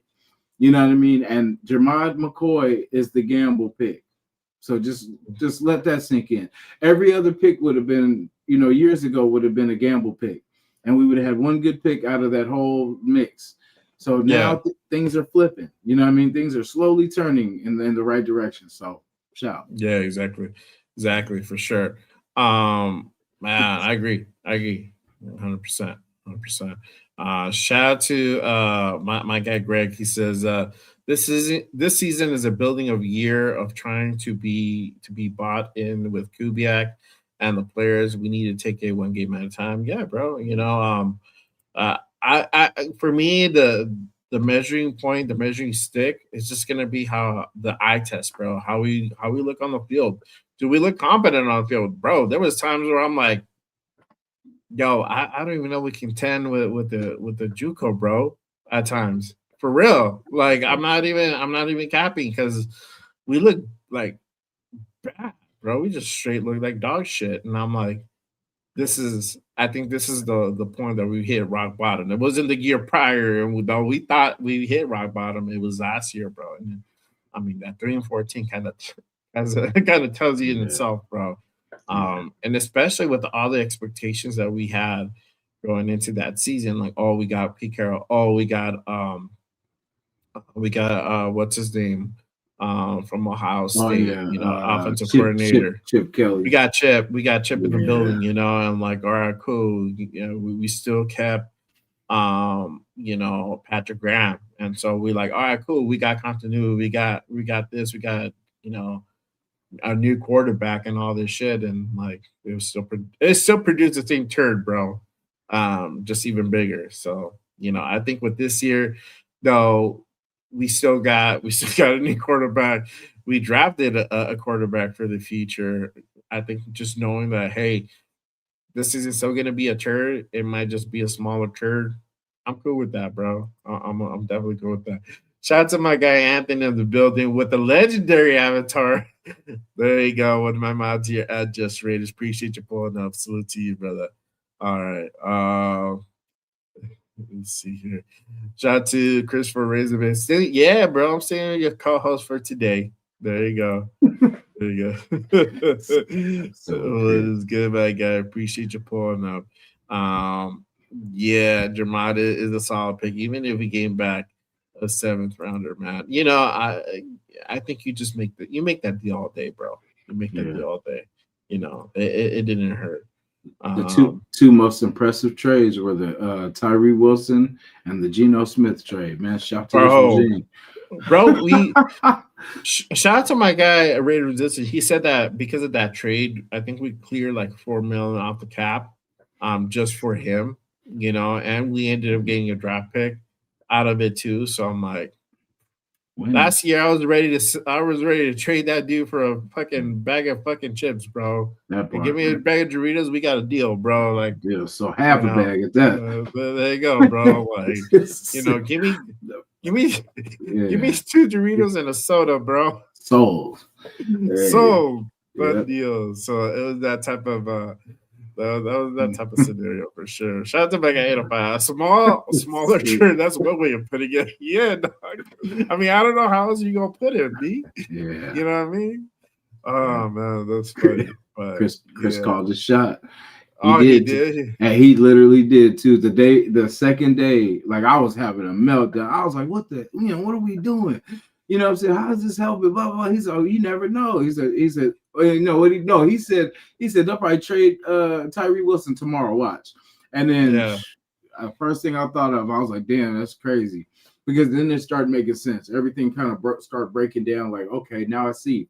You know what I mean? Like, it's just the order of everything, like I said, was crazy, and it just didn't make sense until day 3. And then he just did enough, bro, to like be able for him to be tradable. Yeah, that's how much production and ball play he had last year for him to be tradable. Like, cool, because he did show some improvement, and last year, but it's just the expectation that we had for him as a 7th overall pick is just it ain't mathing, bro. Like what he's producing, what he's able to go ahead and contribute, it's just not on par, So it was definitely on that kind of bust type of level at this point. If he would have still been here at this point, it was probably was going to be. It's probably going to head in that direction. It's still can head in that direction, bro. Yeah. If he does the same shit he did last year over at New Orleans, same thing, bro. And he's probably gonna be a bust, bro. So I don't know. The Malcolm Kuntz thing, I think, is kind of a win-win for us because he's playing for a contract either somewhere else or because this is probably his last 1-year deal with us. So basically, he's going to be balling. Like, he's going to be trying to give his best to either get his next, so. You know what I mean? So, like, I that's pretty good, because worst case, it's kind of, like I said, it's a win-win because we didn't give him the big contract, say if something happens. So, if he doesn't ball out, we're like, cool, at least we didn't give you a multi-year contract. And then if he does ball out, then cool. And, we'll talk at the end of the season. But, it's kind of a win-win. But then we got a lot. Could he pay? You know what I'm saying? We got I don't know. We'll see who comes out of camp too. But we got a permanent on Max, on the other side. So, that's unless we do another fake trade, he ain't going nowhere, Yeah. I'm gonna go ahead and post this up. The pressure's on right now. Fernando's at the podium, so let me go ahead and put that up real quick. All right. So don't go away. I'll put it up right now. I'll take a hit. Be able to look the guys in the eyes, and then so you can go out and execute. Everybody knows your life has kind of been a whirlwind the last few months, from Heisman to championships to draft and everything else. Have you been able to settle back into routine of just working? Has that happened for you yet? Do you feel like you're getting back to that? Yeah, out of all those, great milestones, I'm really happy about these past 2 days because it's back to football. It's good, and I really enjoyed college. We were able to end off the Hoosiers end off on a high point, and now back to the bottom of the totem pole. Yesterday, I was like, wow, I have a lot to work on. And wow, the NFL players, everybody here in Rookie Camp, these are all really, really good players. So I need to elevate my level of play to then when we go to OTAs next week and training camp. So it's good to start back on the bottom of the totem pole. I have a lot to learn and a lot to grow up with great coaches and great players around me. I'm excited to do it. Talked about leadership being earned, not given, kind of a couple weeks ago. We see you breaking down the huddle and stuff today. Are there steps that you've already taken to kind of establish yourself more as a leader here in Rookie Minicamp? Yeah, I would never proclaim me as a leader. I'd let my teammates do that. But in Rookie Camp, everybody's trying to show out. It's essentially a tryout for all the rookies, including me, camp invites, UDFAs, any draft picks, as Coach Kubiak says. And so we're all just trying to rally together, keep each other up, whether it's bad play, good play, have a neutral mindset, and I naturally, getting to know the guys throughout these past 2 days, giving them fist bumps, them patting me on the butt, kind of giving a little talk back and forth after the plays, and Wait, what? stuff like that just naturally happens. Whether it's another player, like whoever it is breaking down. Yeah. So if you guys are just tapping in right now, appreciate you guys pulling up to Good Morning Raiders. Right now, the Raiders are having presser. I Fernando believe Mendoza May at the 11th podium. is the first day of OTAs.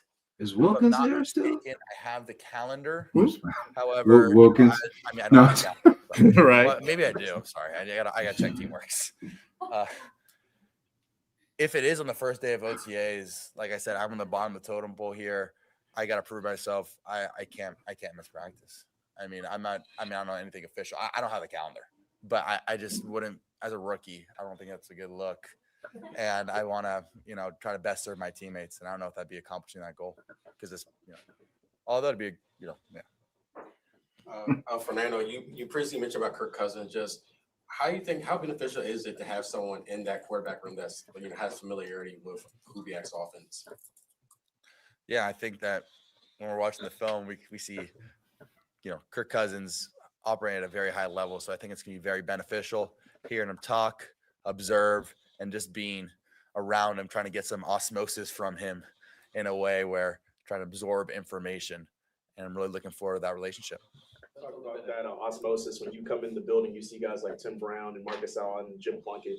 What are those conversations like, and what are some pieces of advice that you would say they gave you that has even helped you this young in your career? Like Mr. Davis told me, the strength of the Raiders is in their alumni. And I think that's present when you see all these alumni out on the practice field or in the building. I think it's a very special thing about this cornerstone franchise.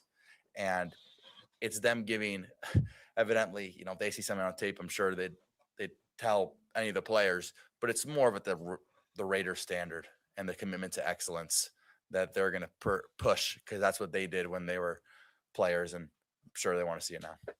You got a lot on your plate already anyway with what's going on here, but this coming Tuesday is going to be the first Hispanic Football Hall of Fame, and you were named the Hispanic College Player of the Year. What did that mean to you to be recognized as such?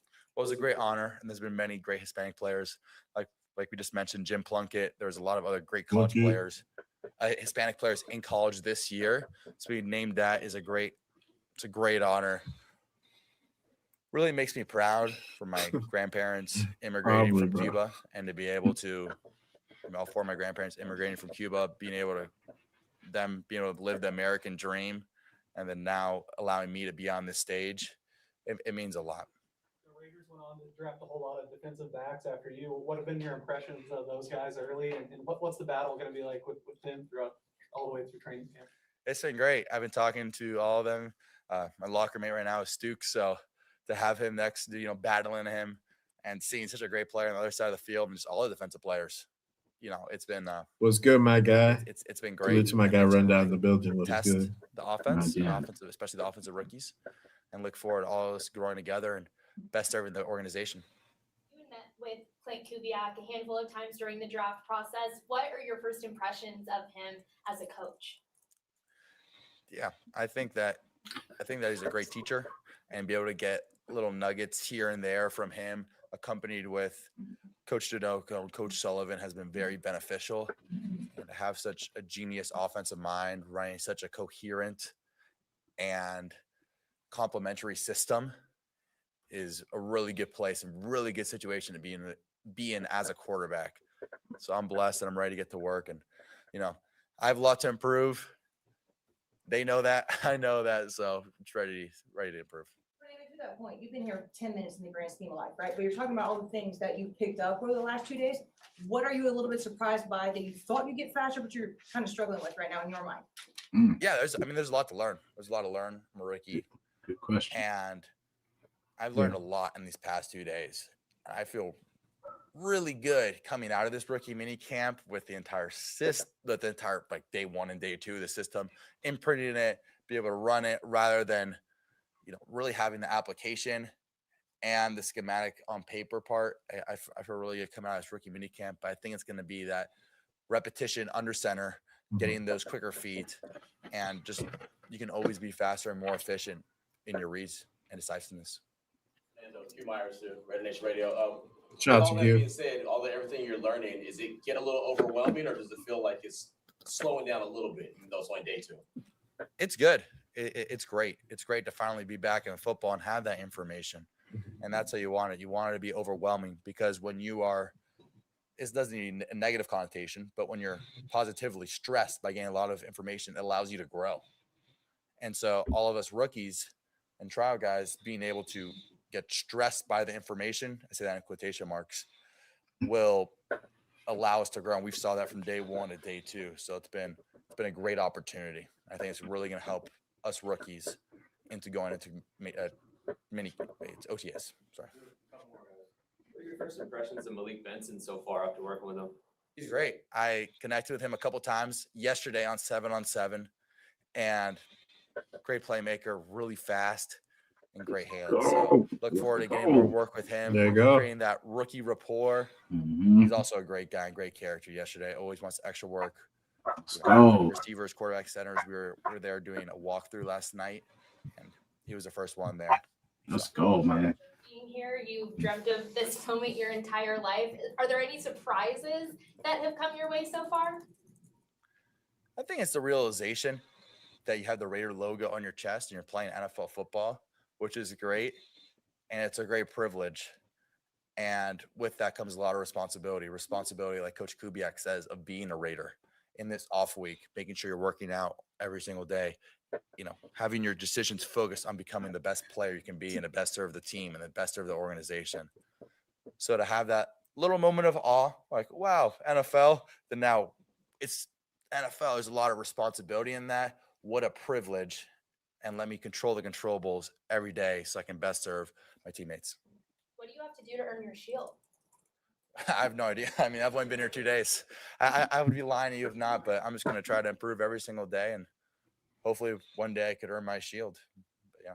Say you still have a lot to learn. What about that challenge excites you? Because you've been there before in your career. I think it always excites me to learn, because that means there's a room for growth. It's when the coach says, hey, you have a lot to learn, you have a lot of room to grow, it shows that your best football is ahead of you. Whether it's, any of the rookies, I believe we all have a lot of room to grow, including me. And so to hear that from the coaches means that they see, potential.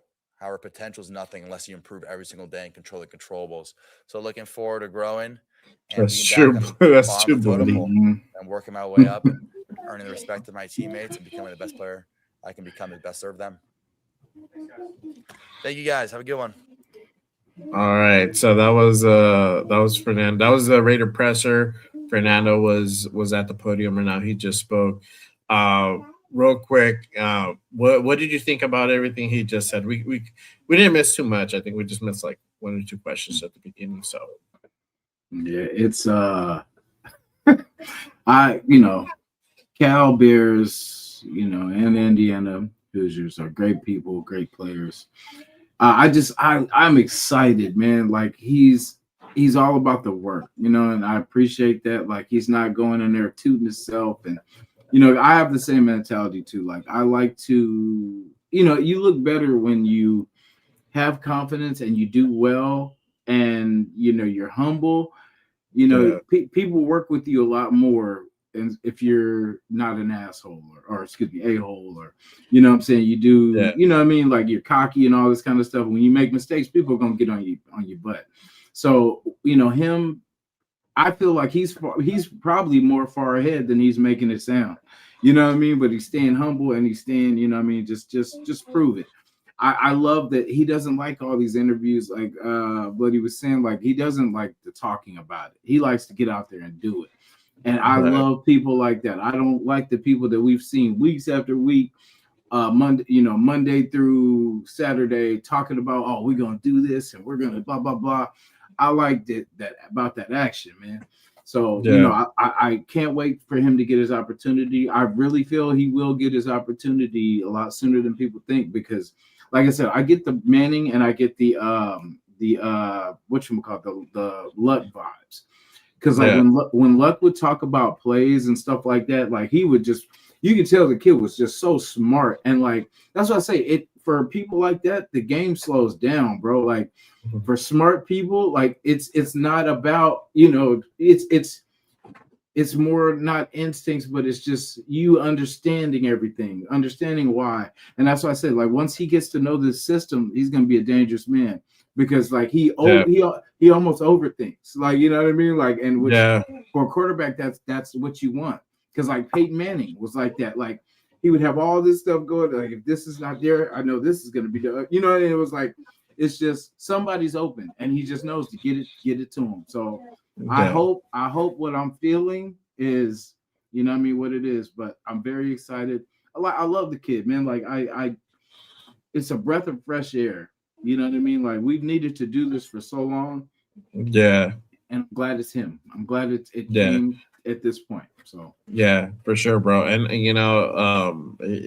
and I kind of know what he meant by like that good stress. It's like you're trying to absorb all this information.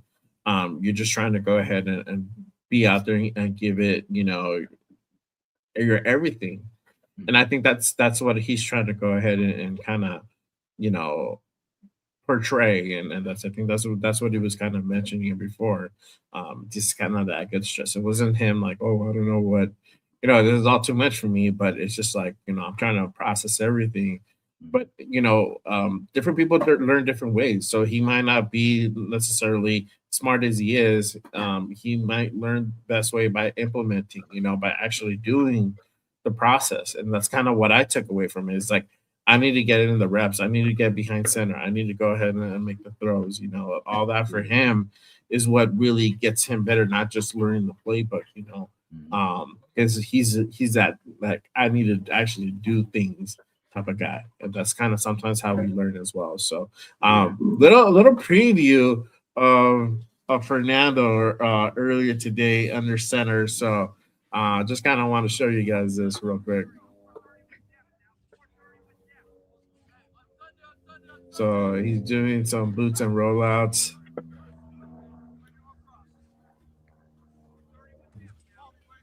There you go. So you got Fernando already under center, taking some reps and whatnot. And you talked about Malik Benson. The guy's fast, great hands. I'm glad to hear that they're connecting and they're starting to go ahead and kind of build that continuity already. The thing is with Benson, I really want the telltale test for me is going to be when they actually start putting the pads together and they actually have a defender on them. Because I'm pretty sure right now they're just throwing. They're not really like engaging one another. You need to have that dude on you fighting for position. That's really going to be that telltale sign whether you're going to be able to go ahead and make those catches. Where you're being contested, or are you not? It's kind of simple way to go ahead and put it. So, but currently right now, Keyron Crawford is at the podium. He's speaking. I'm gonna go ahead and continue on. I just want to go ahead and pull up a little bit because you still have a couple more dudes that are going to be speaking earlier. But let me kind of go ahead and go into this segment. We're gonna go into our meet our guests. This is a moment where we go ahead and take part of the show to go ahead and get to meet our guests. And obviously this week's guest is none other than my guy Red Nation Jasin. And you were on here before last year, but we didn't get to do this. I didn't have this out there. So I like to start with my guests as far as who's on your Raiders Mount Rushmore on your all-time, and this is you can put players, coaches, mix them in between. It don't matter. But I like to go ahead and ask this question: who's on your Raiders Mount Rushmore? Definitely. I'm gonna have to put Al Davis and Madden on for sure. That's two. Yeah. Growing up, it was always like C. Wood, Tim Brown, like were my favorite players. So like I would definitely put those two. To be honest, guys, like as a kid, I was adopted and all this kind of stuff. So, you know what I mean? I used to always see like Tim Brown as like the role model of like a father figure because like I grew up in Oakland, right? So we didn't have like a lot of good role models and stuff like that. You know, it was either sellers, pimps, all all kind of different role models. But as far as like a good person, like Tim Brown was like one of the people that I seen, just a good dude, like good person, like a person that would be a good role model. So like I always had admiration for him too, and very loyal person to the silver and black, like just all around good person. And Charles Woodson, like just always since Michigan, you know what I mean? Like I was always a big fan and just was juiced when we got him on our squad, and just to see him progress, like to be a staple, you know what I mean? Because we drafted a lot of players, and he was one of the ones that we did it right. We did that one right. Al Davis, of course, because like without him, he believed in this team. He believed in what we were. He took chances with different races, different, backgrounds and stuff like that. And he always gave people opportunity, you know what I mean? And just how, they treated the players coming back and stuff like that. Madden, of course, you know what I mean? Just one of just the staples of, of Raider football, and just everything of just his story is just amazing too. But yeah, that would be my it's hard too, because there's so many greats, but to kind of put it in a perspective, that's it. Yeah, for sure, bro. No, that's good, man. I know it's hard because there's so many, man, and you just want to put everybody up there, bro. Yeah, I feel you. But let's go ahead and move into kind of the spotlight, meet our guests. Let me ask you this, and this is kind of start from the beginning, bro. I mean, how long have you been a Raider fan for? What was that moment that kind of made you fall in love with like the silver and black, bro? Like growing up, you're always, because that's all like I didn't even know the Niners even existed until because I always hear the stories like, yeah, the Niners used to suck, all this kind of, you know what I mean? So it was just always, pretty much Raider. I was right down the street from the stadium, so but my first game, right, I got dropped off, and just the experience, man, like everybody took me in like I was their own kid. You know what I'm saying? Like just, looking out, making sure I was cool. Like, it was just like the atmosphere, man, of the Coliseum is like no other. It's family. You know what I mean? It's literally like when we went to Bakersfield, like it was people I'd never met, but man, they treat you like we've known each other our whole lives. You know what I mean? People like, here, what's up? Hey, blessing people, you know what I'm saying? It's just the love. I mean, it's crazy too, because there was fans cussing out our quarterback at the time. It was Donald Hollis was the quarterback at the time, and so like he was doing bad, and they were giving him the business, like, and it just like, like when things would go good, we were cheering, but I mean, it was just nothing like it, man. That vibe is just, it did it for me.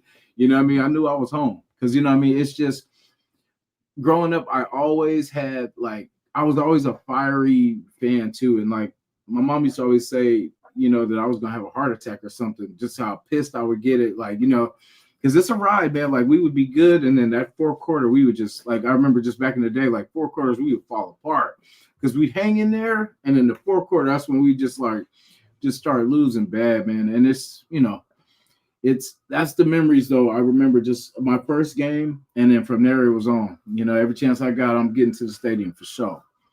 Yeah. No, for sure, 100%.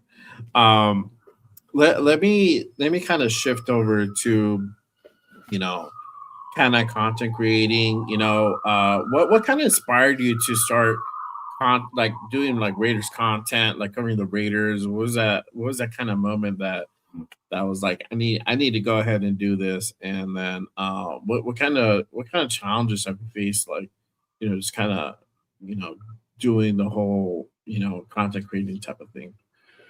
It's like I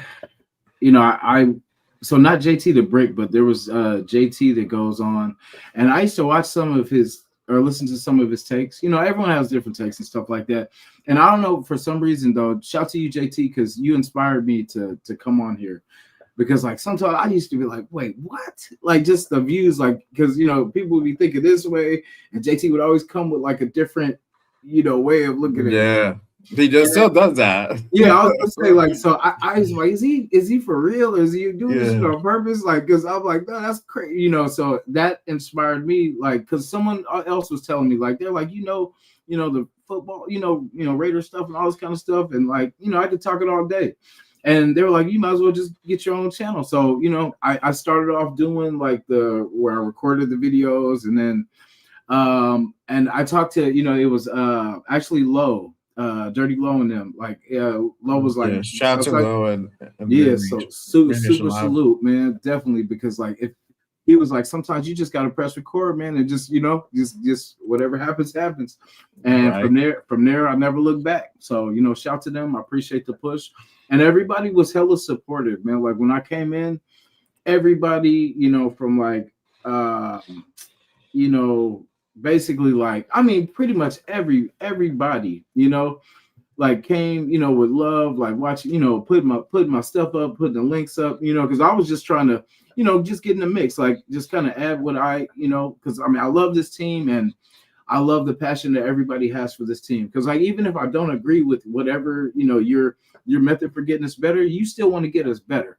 And that's all that matters. However it looks, however we get better, man, that's what I want for this team.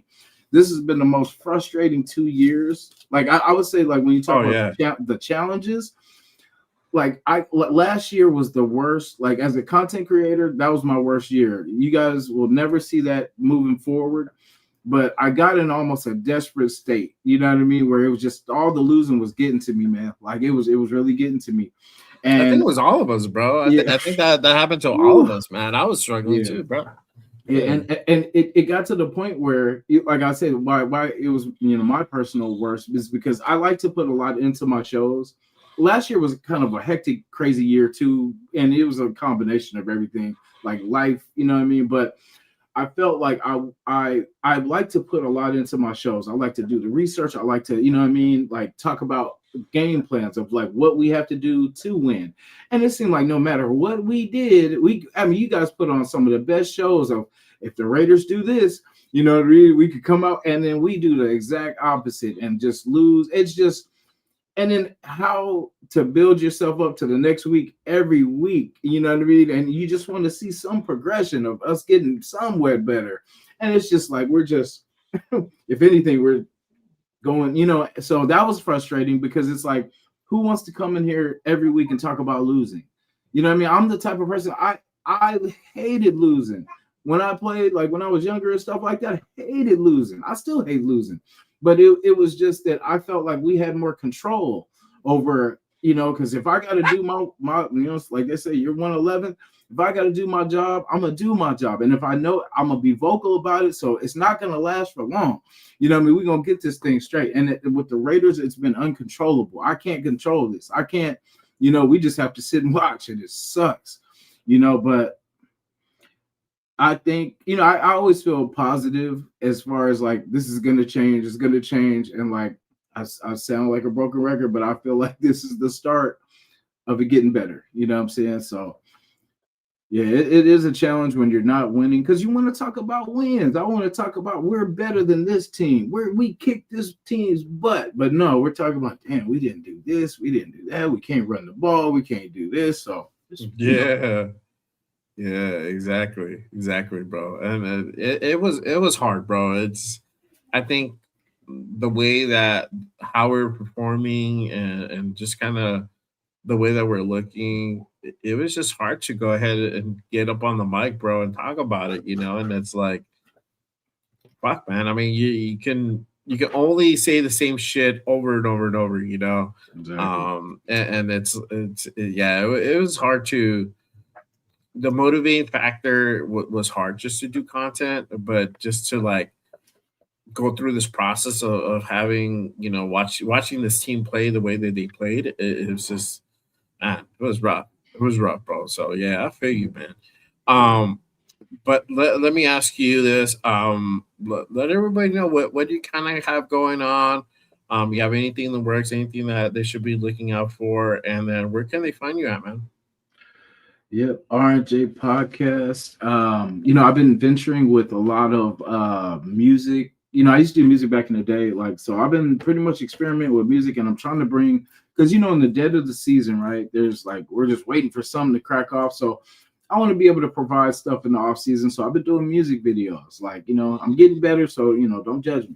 But, good music. The visuals might not be as good as the songs, but like, they will get better. I'm just trying to find a good system where I can keep cranking them out. But I was supposed to put out one last night. So just know that after I get off here, this weekend, hopefully by tonight, I can put it up. But yeah, before the weekend's over, it'll be out. So every week I'll give you guys something. And yeah, we got the podcast as usual. Like we got my brothers. Shout out to Chewy too, man. Much love to you. I hope everything is good with you, my brother. Chris, I seen you in the chat too. My bros, we do the show. Yeah. Cover 3. Tomorrow we got the Sunday morning pillaging show. With your boy Chris Fo Raiders, aka Dr. Dre, Chris Fo Raiders, coming with them slabbers. You know what I'm saying? So hey, it's cool, man. Like, yeah, we're just gonna keep it going. I this year I vowed to be more positive, to not let this stuff get to me. I always said a couple weeks ago that we shouldn't put pressure on this season, and we shouldn't. But as we get to August, September, I can't make no promises, man. You know what I mean? I'm gonna be excited. I'm gonna be hyped. I'm gonna be believing that we can do it all. So, it is what it is. I have no shame in my game for, always wanting this team to do good. And we're a sneaky ass team. So I always feel like when they don't think we're gonna do it, that's when we're gonna do it. So let's see if we do it. Yeah, for sure. Yeah, but yeah, make sure you guys go ahead and tap into my guy, Raider Nation Jason. I got his link pinned down in the description. So make sure you guys go ahead and head on over and go ahead and give him a follow, y'all. But yeah, man, it's this season is gonna be interesting. I think I'm excited. Even if we're not gonna win, 10 games or anything like that. I'm so excited, bro. I want to go ahead and kind of see what this offense is going to look like under Clint Kubiak, and I think we've begun the process to go ahead and put all the building blocks together to put something on the long term. And this is something that, you talked about earlier about bringing in Fernando, and something that's been, long overdue. I think for us to be able to go ahead and bring in that right head coach, and somebody who's been successful in the league wherever he's gone, I think it's long overdue in itself. So I'm all for it. I'm excited to see what this offseason has to hold and what the season's going to bring as well, man. So whatever is going to be, man, I know that we're going to go ahead and improve and look better. So that's for sure. That's for sure. Shout out to my guy 805. He says Bakersfield is going to be on point again this year. 2 weeks. There you go. Jack says he was wondering whether you and I are going to be at Bakersfield. Go ahead and let him know, my guy. Oh yeah, I will be there, man. Me and Chris will be, roaming around, seeing what trouble we can get into. So yeah, tap in, man. Like, we will be there. Hopefully Jay will be there too. We're gonna see. You know what I mean? I'm gonna be right back. I'm gonna just get my daughter real quick and then come right back up. You're good. As far as for me, most likely I will be there. I don't know 100% whether or not I will be there, but it's most likely it's probably gonna be that. I gotta check a couple more things on my end as far as to make sure we're good to go, but we'll most likely be at Bakersfield. So it'll be a good one again out there, man, and linking up with everybody for sure. So yeah, just be on the lookout. I should confirm within the next week or so. So literally just 2 weeks away, like 805 said. So like 805 said. So for sure. Shout out to my guy D Menace. Hit that like button for sure. Appreciate you, my guy. Salute to you. Thank you for pulling up, my guy, and supporting the show. And again, if you guys haven't done so already, make sure you guys hit that like, hit that subscribe button on this channel, share it on all platforms. Salute to everybody on X. Make sure you guys hit that repost button as well. Make sure you guys go ahead and share this on all platforms. Send it to your peoples on on IG, on TikTok, wherever you can go ahead and share it out to the masses, y'all. Appreciate everyone pulling up and tapping in. But again, we just had Fernando speak at the presser. Raiders are holding a presser. You had Traden Stukes and Keon Crawford. Trayson just finished talking as well. I didn't catch. I saw I had him in the background, but I didn't really get to hear as far as what too much of what they're saying. I'm gonna have to go ahead and kind of rewatch that presser in a little while, man. But all good stuff. I'm excited about those guys. I'm excited about Stooks. It's just gonna be that safety threat, man, and definitely you're gonna go ahead and see him get some reps for sure. I'm excited about finally us getting some nickels, man, and you know, uh, uh, man, looking back at last year where we were just like struggling to have people in that position, man. You mean we even had Chin doing some reps there. So it's finally good to have some depth, really good, like quality depth at the nickel position. Earlier this year we went out and traded for Taron Johnson, and we just drafted Dalton Johnson, no relation, but we got the Johnsons at nickel. So and then you still have Stooks who can play nickel. So you have essentially three guys that can go ahead and play nickel. You can even wrap in Chin in that mix too. So this defense is gonna go ahead and show a lot of different looks. So I'm excited to see what that actually looks as well. You have we just went ahead and drafted Crawford as well. So we talked about it earlier as far as that those edges, that edge room also improved as well. With Kudins coming back, you have Quiddy Pay. You still have Charles Snowden, who had a pretty productive year last year. And then we just went out and drafted Crawford to go ahead and add to that mix as well. So excited to see what those guys can go ahead and bring in. And obviously that linebacker room, man, damn, that's gonna be entertaining as well. Obviously us going out and getting Walker and going out there and getting Quay Walker and Dean, man, it's already there. It's already going to go ahead and pay tenfold there as well. And so, again, a guy to kind of look out for is Sorry. He's a UDFA guy, but that's somebody that I was kind of eyeing and I would pick up late rounds in my mock. So I'm glad that they went ahead and got him at UDFA. And he's gonna be a good rotational piece to go ahead and come in. So that linebacker room again, it literally improved almost overnight from when we went ahead and got him during free agency. So yeah, this defense literally looks almost completely different from what it did last year. We have returning faces, but we also have some new faces as well. So it's going to be interesting to see for sure. And then obviously offensively, though we drafted Fernando, I don't know if we're going to see Fernando right away. For me, it's probably going to be preseason where we're really going to go ahead and see him do most of his reps. But during season, he's probably going to go ahead and most likely take a back seat. And, it's probably going to be the Kirk Cousins show for quite a while. Unless he either gets hurt or flat out completely sucks, which it could be either or. You never know. Hopefully it works out with Kirk and having Ashton Genty and now Big Mike Washington also added to that room. That complimentary 1-2 punch is going to be there.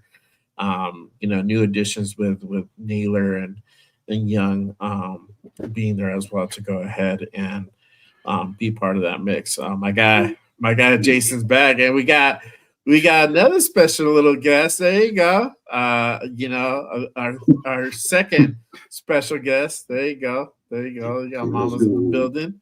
Yes, There you sir. go. That's what's up. Hey, she came big, man. Yes, sir. Man, fast. Big. 8 months yesterday. Wow, bro, that's Mhm. crazy. That's Heck crazy. yeah. Yeah, So real. it flies by. Hell yeah, it does, man. Shout to you too and the fam too. I know you've been doing your thing too. Yes, sir, man. You know, I'm over here raising these young kids, man. These young folk over here, bro. You know, my boy, because you were talking about the whole, what we had life going on. You had your baby, and yeah, man. I have my boy. He's 15. He's about to turn 15 months. Literally in a few weeks. So, celebrated his 1 year in February, and man, he's just growing up. He's already starting to walk, man. He's already taking his like 4 steps, and he's already starting to be like way more vocal, bro. And he's trying to copy, the words that we say and whatnot, man. So it just blink of an eye. So I know if I do pull up to Bakersfield, man, yo, you're gonna see my little boy over there. He looks different, man. So if y'all remember seeing him, he was like a little thing. He was like 3 months when we were at Yeah. Bakersfield. I don't know if you Yeah. remember, bro. Yeah, a little Yeah, bundle. now he's 15 months. He's gonna be maybe he's probably gonna be maybe walking, if not like at least already attempting to walk, bro, That's and what's chilling. up. But he's cool, man. He's cool. And then my girl Big, bro. I got a big girl over here, and she walking around talking, man. It's just getting into trouble. That's what Yeah. they do, man. That's what they do. They the dynamic duo over here for sure. Oh For sure. yeah. Heck Yeah, yeah. man. But Yes, sir. yeah, again, appreciate everyone who tapped in. Yes, sir. I don't know, man. We'll see. I know it didn't seem too sold out last year, but we'll see what happens, man. Again, I'm not. I don't want to commit to anything yet because I don't know yet. So yeah, and if anything, if we don't make it out, well, that's always next year, and there's always all the other events that are going on right before the season starts. And y'all already know I'm gonna be tapping in. I'm gonna be there at least a couple of games at Allegiant. I always gotta make the pilgrimage to Vegas at least once a year, bro. I cannot Yeah. not go, dog. Yeah. So hopefully this year I'll be out in Denver. I didn't get to go to Denver last year because I went to the Jacksonville game, the Yeah. Jaguar game. Then if you remember, that Thursday night game in Denver was like that same week. Yeah. So I'm like, nah, I can't do both, man. I ain't got that type of I ain't got that type of role to be doing back-to-back games like that. So yeah, I just ended up going to the Vegas one. So hopefully this year I'll be able to go ahead and go to Denver, man, because Denver for me it's like hop skip away, a little bit closer than Vegas. So Yeah. and then everybody pulls up to that one as well from this side of the hood, and then hopefully I can meet up with Will as well because Will's from like down the street, so he good. There you go. 805 says I might have to hit the AZ game. Yes, sir, bro. Gotta hit the AZ game up, dog. It's hopefully that one's like in November. I don't know yet. The schedule release is literally like 2 weeks away too. Yeah. So we're gonna see what's up with that one. So if that one's in like late October, like November, December, I'm going, bro. But if it's like September, Yeah. That's out. nah. Said that's Nah, no, I'm not doing it, bro. Man, it was terrible, bro. It was like 115 every day by like 10 o'clock. I can't wait for that. Nasty work, bro. I want to see if that Niner Raider game is going to be Santa Clara or if it's going to be, I think, the Mexico game. Oh, that's right. I don't know. That's gonna be an interesting one. So that's gonna be another one to kind of look out for.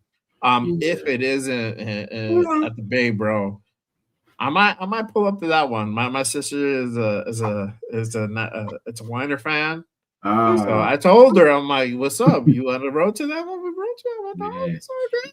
Yeah, I'll see you out there. I'll see you out there because we for sure. Yeah. We got sibling rivalry, but that would be like the next level, bro. And we always talk a little shit Oh yeah. And we talked shit last year, bro. And I'm like, you know what? That was preseason, bro. Like, Yeah. now it's like they're actually gonna play a game or regular season game. So I'm like, all right, now it's for real, bro. Like these motherfuckers. If there's a game that I want them to win, I hope they win that Niner game, dog. Because I can't go a whole year with her talking shit to me, bro. That's bro. We right here, that, bro. Hey, Jay, me and you right here, hey, because I live in San Francisco now, so like I work with a lot of people that are red and gold fans, so I don't want to hear that stuff. So you know what I'm saying? Like that's why if there's a game, that's the one. We need that. Last year I said it was the Saints game. Oh no, the year before that, remember, because DC and all that. But we got that one. I think last year I said the Patriots game. So, and then shit, we didn't win nothing else pretty much after that. But that was it. Yeah. Shout out to Jeff, bro, because that was like, well, I'm going to that one for sure. And then that's the game that he won, bro. So we I'm put like, all our energy into that. You know what I'm saying? And then everything else, we spit our load. Yeah, for sure, bro. Like that was it. That was like that one bus, and that was it, bro. Like, yeah, that's all you get into, like mid season, bro. Towards the end of the season, that's all y'all get. Yeah, yeah. 805 said he's gonna be out to the Danny game. He's gonna try to hit that Browns game since Chris Protect the Shield's out there. He says, "Oh, ain't no winter game." Yeah, bro, because them Cleveland winners. They unforgiving, dog. I don't know, man. Yeah, but I'm not trying to go to no Phoenix, no Cardinal game, bro. Out in 115-degree heat, bro. I ain't doing 120-degree heat. That was my first game at Vegas. Was the Cardinals game, the overtime game where we lost in overtime with that fumble with Renfro. That was my first Vegas game. Yeah. Ooh, that one hurt. So every time I hear Arizona, I got a bitter moment for that one. Yeah, exactly, man. And I'll try to see if I can go out to that home opener again, man, and hopefully we win this time, bro. Because every home opener we haven't been doing too good. But man, again, let them know where they can go ahead and find you at, bro. And where to go, what shows you have going on as well. Definitely. Thanks again too, brother. The R&J podcast. You can check me out from anything from music to Raider news to funny clips. We have the Cover 3 show, which is our Tuesday show around 6:30ish. We do the Sunday morning pillaging show. It's Chris for Raiders on both shows. Chewy is with us on the Cover 3 show. It's also, we have, you can pull up too, and with everything that's going on, it's been a lot to talk about. So as these weeks heat up, man, we'll have more stuff for you. Like I said, we'll be doing music in the meantime, because I know there's a gap between the draft and all the OTAs. Once they get out of camp, then we got a standstill. So we'll keep it lit, man. I know Jay gonna continue to do his thing, man, blessing us on these Saturday mornings, and we appreciate it. Yeah, man. I'm gonna still be a Good Morning Raiders ain't going away, but we're gonna be doing it a little bit differently. I'm probably gonna be doing this more on the solo tip. We got some changes coming, so I got some exciting things in the works for everybody. So make sure you guys go ahead and stay tapped in. But I'll also be pulling up to Good Morning. It's probably gonna be like more like once every other week or once a month type of thing for Good Morning Raiders. But as far as some other stuff, I got some exciting things in the works for sure. But y'all already know, make sure you guys go ahead and tap into Raiders Unfiltered every damn Monday at 5 p.m. Pacific on the West Coast. Make sure you guys go ahead and tap in. We're going to be taking a short break from the Raider Connection. We're going to be on for the schedule reveal in a couple of weeks. So make sure you guys go ahead and pull up to that one. And then y'all already know this show when I'm on, it's gonna be Saturday morning, 10 a.m. Pacific here on Just Raiders. But again, appreciate everyone who pulled up today. Make sure again, you guys go ahead and share it on all platforms. Hit the channel. It does help to go ahead and channel grow and get out to the YouTube universe and help